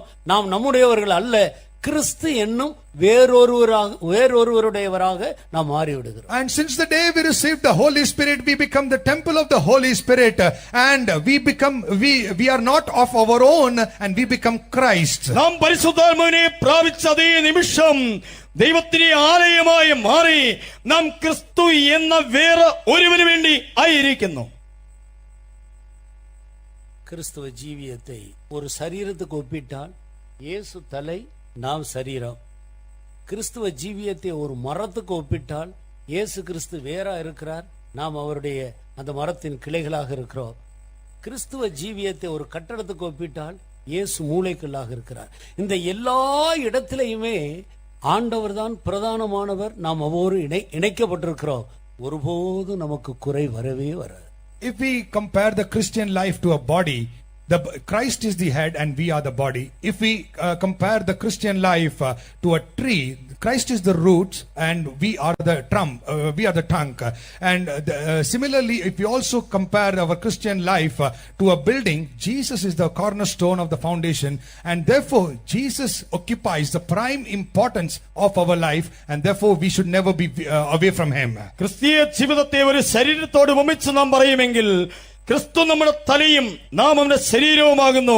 ക്രിസ്തീയ ജീവിതത്തെ ഒരു മരത്തോട് ഉപമിച്ച് പറയുമ്പോൾ ക്രിസ്തു അതിന്റെ വേരും നാം അതിന്റെ കൊമ്പുകളുമാകുന്നു. ക്രിസ്തീയ ജീവിതത്തെ ഒരു കെട്ടിടത്തോട് ഉപമിച്ച് പറയുമ്പോൾ ക്രിസ്തു അതിന് മൂലക്കല്ലാകുന്നു. അങ്ങനെ ആയിരിക്കുമെങ്കിൽ യാതൊരു കുറവും ഒരു ന്യൂനതയും ഉണ്ടാകയില്ല. கிறிஸ்துவ ஜீவியத்தை சமுத்திரத்தில் பிரயாணம் பண்ணுகிற ஒரு கப்பலுக்கு ஒப்பிட்டால் நம்முடைய இயேசு அந்த கப்பலுடைய ஆத்தும நங்கூரமாக இருக்கிறார். And if we compare our Christian life to a ship that is traveling through the seas, the comparison is that Jesus will be the anchor there. ക്രിസ്തീയ ജീവിതത്തെ സമുദ്ര സഞ്ചാരം ചെയ്യുന്ന ഒരു കപ്പലിനോട് ഉപമിച്ച് പറയുമ്പോൾ ക്രിസ്തു ആ കപ്പലിൽ ആത്മനങ്കൂരമായി കാണപ്പെടുകയാണ്. மற்ற கப்பல் உடையும், நங்கூரம் போடப்பட்ட கப்பல் பாதுகாக்கப்படும். Other ships will break off, but the one that is anchored will never leave. നങ്കൂരമിടപ്പെട്ട കപ്പൽ ഒരിക്കലും ഉടഞ്ഞു പോകുകയില്ല. മറ്റു കപ്പലുകളൊക്കെയും തകർന്നു പോകും. நம்மை ஒரு பிசைந்த மாவுக்கு ஒப்பிட்டால் இயேசு கிறிஸ்து முதற்பலனாகிய மாவாக இருக்கிறார். And if we are compared to a dough, and Jesus is the first fruit among the dough. നാം ഒരു മാവിനോട്, നേരിയ മാവിനോട് ഉപമിച്ച് പറയുമ്പോൾ കർത്താവായ യേശു ക്രിസ്തു ആദ്യ ഫലത്തിന്റെ മാവായി കാണപ്പെടുകയാണ്. விசுவாச ஜீவியத்தை பாதுகாத்துக் கொள்வோம். Preserve the faith life. വിശ്വാസ ജീവിതം നമുക്ക് സൂക്ഷിക്കാം. என்ன வந்தாலும் இயேசுவை மாத்திரம் சார்ந்து ஜீவிப்போம். Whatever come be, we must only lean upon Jesus. എന്ത് സംഭവിച്ചാലും യേശുവിനോട് നമുക്ക് ചേർന്നിരിക്കാം. எதை பற்றியும் கவலைப்படாதீர்கள். Do not be troubled about anything. യാതൊന്നിനെയും കുറിച്ച് ചിന്താകുലമുള്ളവരാകരുത്. கிறிஸ்துவ ஜீவிய பந்தயசாலையில் ஓடுகிற ஓட்டம். The Christian life is likened to a race. ക്രിസ്തീയ ജീവിതം ഓട്ടക്കളത്തിൽ ഓടുന്ന ഒരു ഓട്ടമാകുന്നു. தகப்பனும் ஓடுகிறார், மனைவியும் ஓடுகிறார், மகளும் ஓடுகிறார், பையனும் ஓடுகிறார். 4 பேரும் ஓடிக்கொண்டிருக்கிறார். The husband runs, the wife runs, the child, the son and the daughter also runs. അപ്പനും അമ്മയും മകനും മകളും ഓടുന്നു. ஓடுகிறவர்கள் கூட வருகிற ஒருவரை சிந்திக்க கூட மாட்டார். The one who runs is not at all thinking about the ones running alongside him. ഓടുന്ന ഒരുവൻ കൂടെ വരുന്നവരെ കുറിച്ച് ചിന്തിക്കുകയില്ല. பெற்றுக்கொள்ளும்படி ஓடுகிறவர்கள் கூட ஓடி வருகிறது யார்? மனைவி வந்தாங்களே, விழுந்துட்டாங்களா, எலும்பிட்டாங்களா, ஒத்து சேர்ந்து ஓடி வர்றாங்களா, பையன் எப்படி ஓடி வரான், இதை பார்த்துக்கிட்டு இருந்தா அதுக்குள்ள மற்றவர்கள் ஓடி விடுவார். He who runs is running to attain that goal. He is never thinking about the one who is running alongside. Is the wife running alongside? Has she fallen down? Are they going back? He is not at all thinking about those. പ്രാപിപ്പാൻ തക്കവണ്ണം ഓടുന്ന ഒരുവൻ ഭാര്യ പുറകെ ഓടി വരുന്നുണ്ടല്ലോ, വീണ് കാണുമോ എന്നുള്ള കാര്യങ്ങളൊന്നും ചിന്തിക്കുകയില്ല.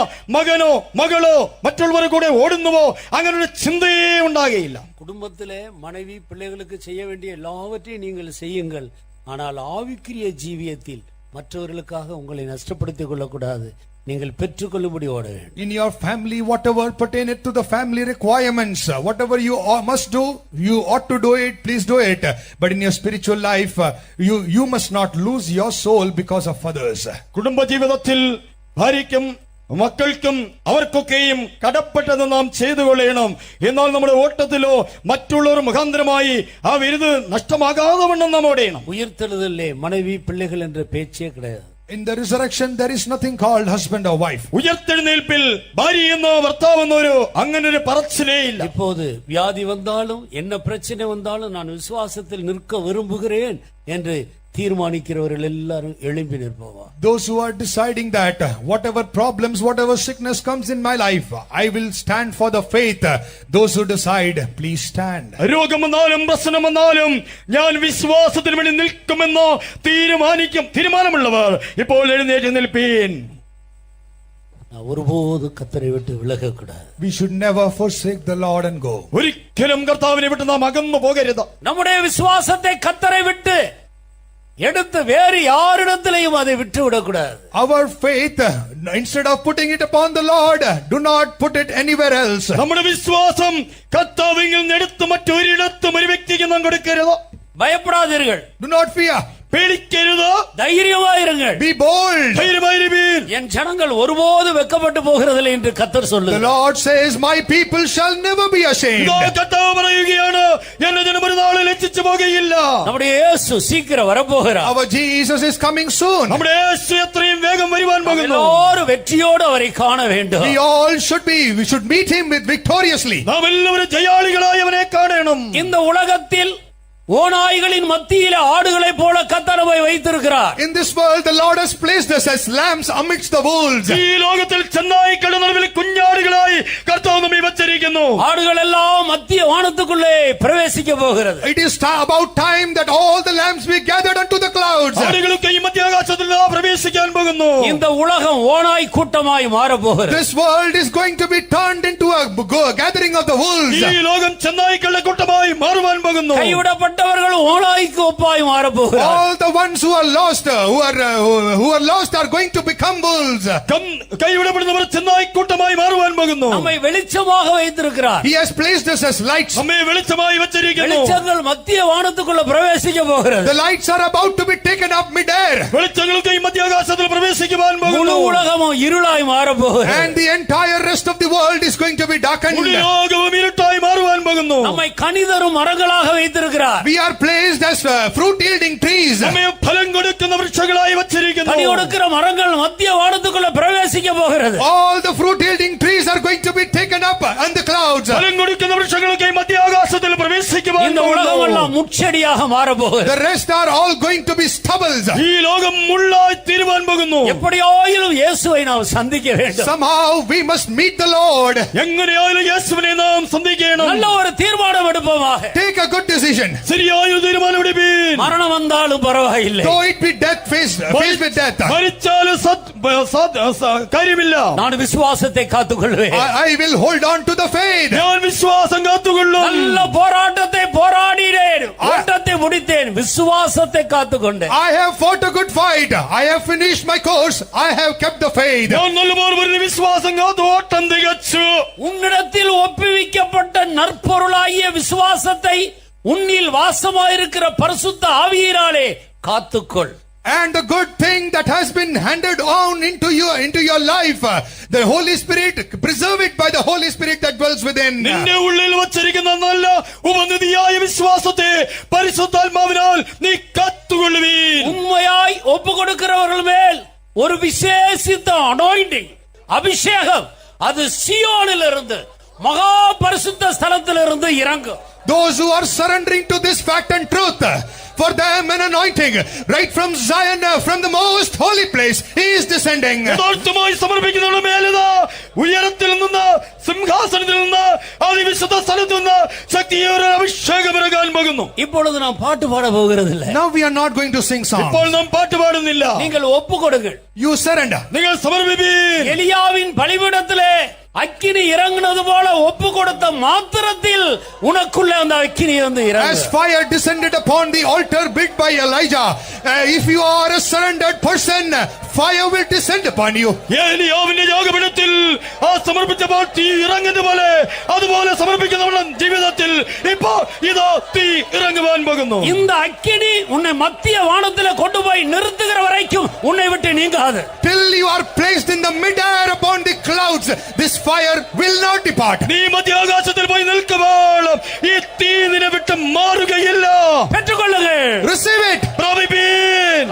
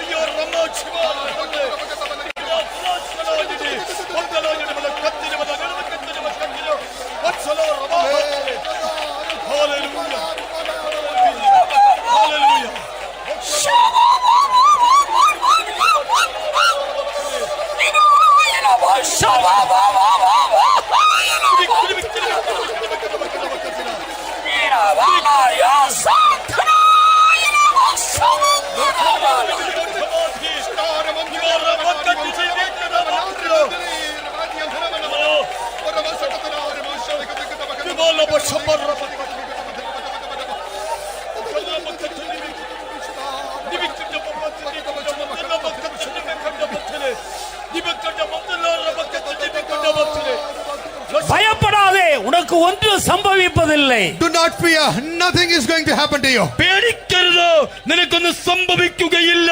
പിശാചുടെ ആവിയിലെ ഭയത്തെ കൊണ്ടുവരുகிறார். And Satan is trying to bring you the spirit of fear. സാത്താൻ നിന്റെ ആത്മാവിൽ പേടി കൊണ്ടുവരുന്നു. നീ തീരുമാനം എടുത്താൽ വ്യാധി വന്ന് മരിച്ചു പോവാய்.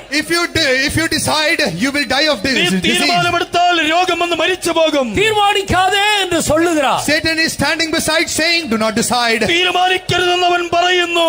அவனுக்கு எதிர்த்து நில்லுங்கள். Rebuke him. അവനോട് എതിർത്ത് നിൽപ്പീൻ. அவன் ஓடி போவான். And he will flee.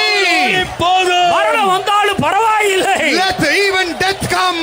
മരിച്ചാലും കാര്യമില്ല. நான் விசுவாசத்துக்கு நிற்பேன். I will stand for the faith. ഞാൻ വിശ്വാസത്തിന് വേണ്ടി നിൽക്കും.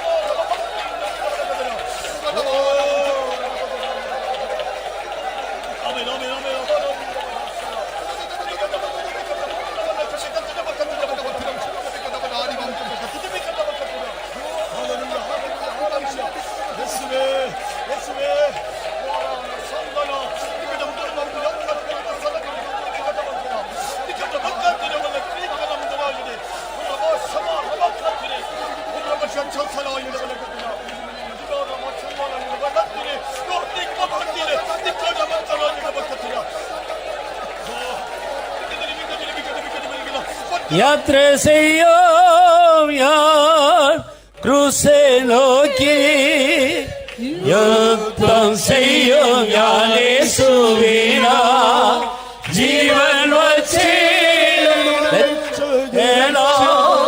അന്യശ്വാസം വരെയും, ജീവൻ വച്ചിടേണോ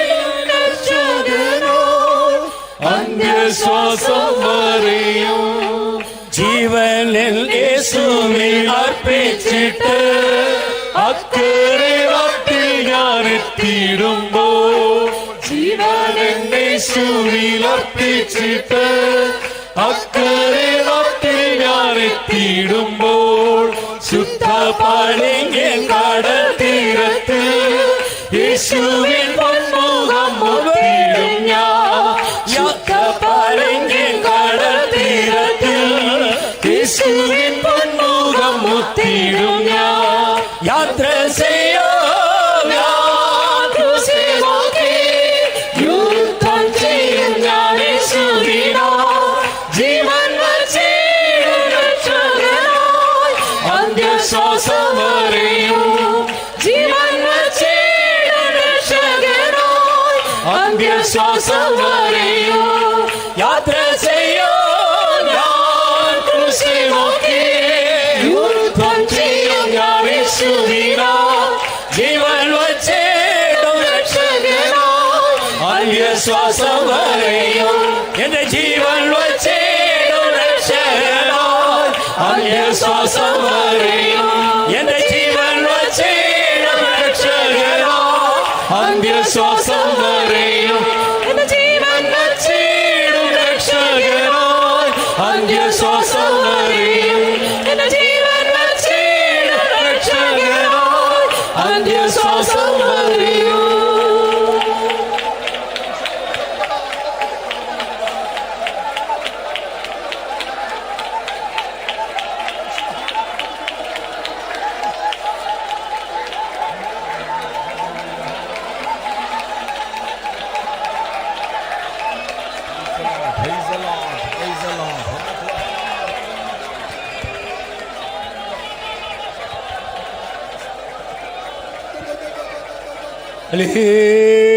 Hallelujah.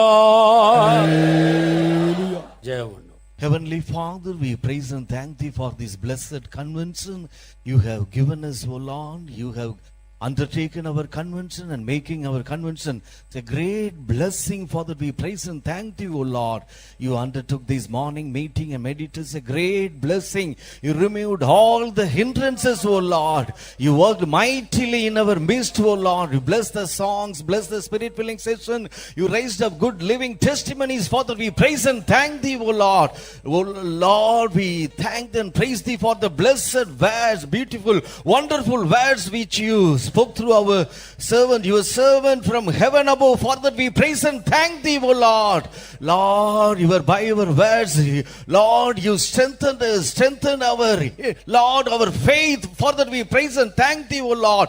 In this morning meeting, Lord, you clearly spoke to us about the faith. You increased our faith, strengthened our faith, O Lord. You restored our faith which we lost, O Lord.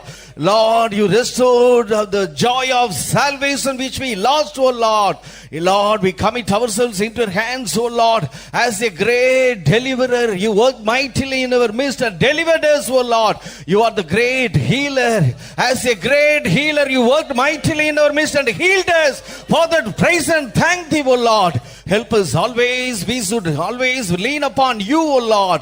Help us always, we should put our trust upon you only, O Lord, not any man, O Lord.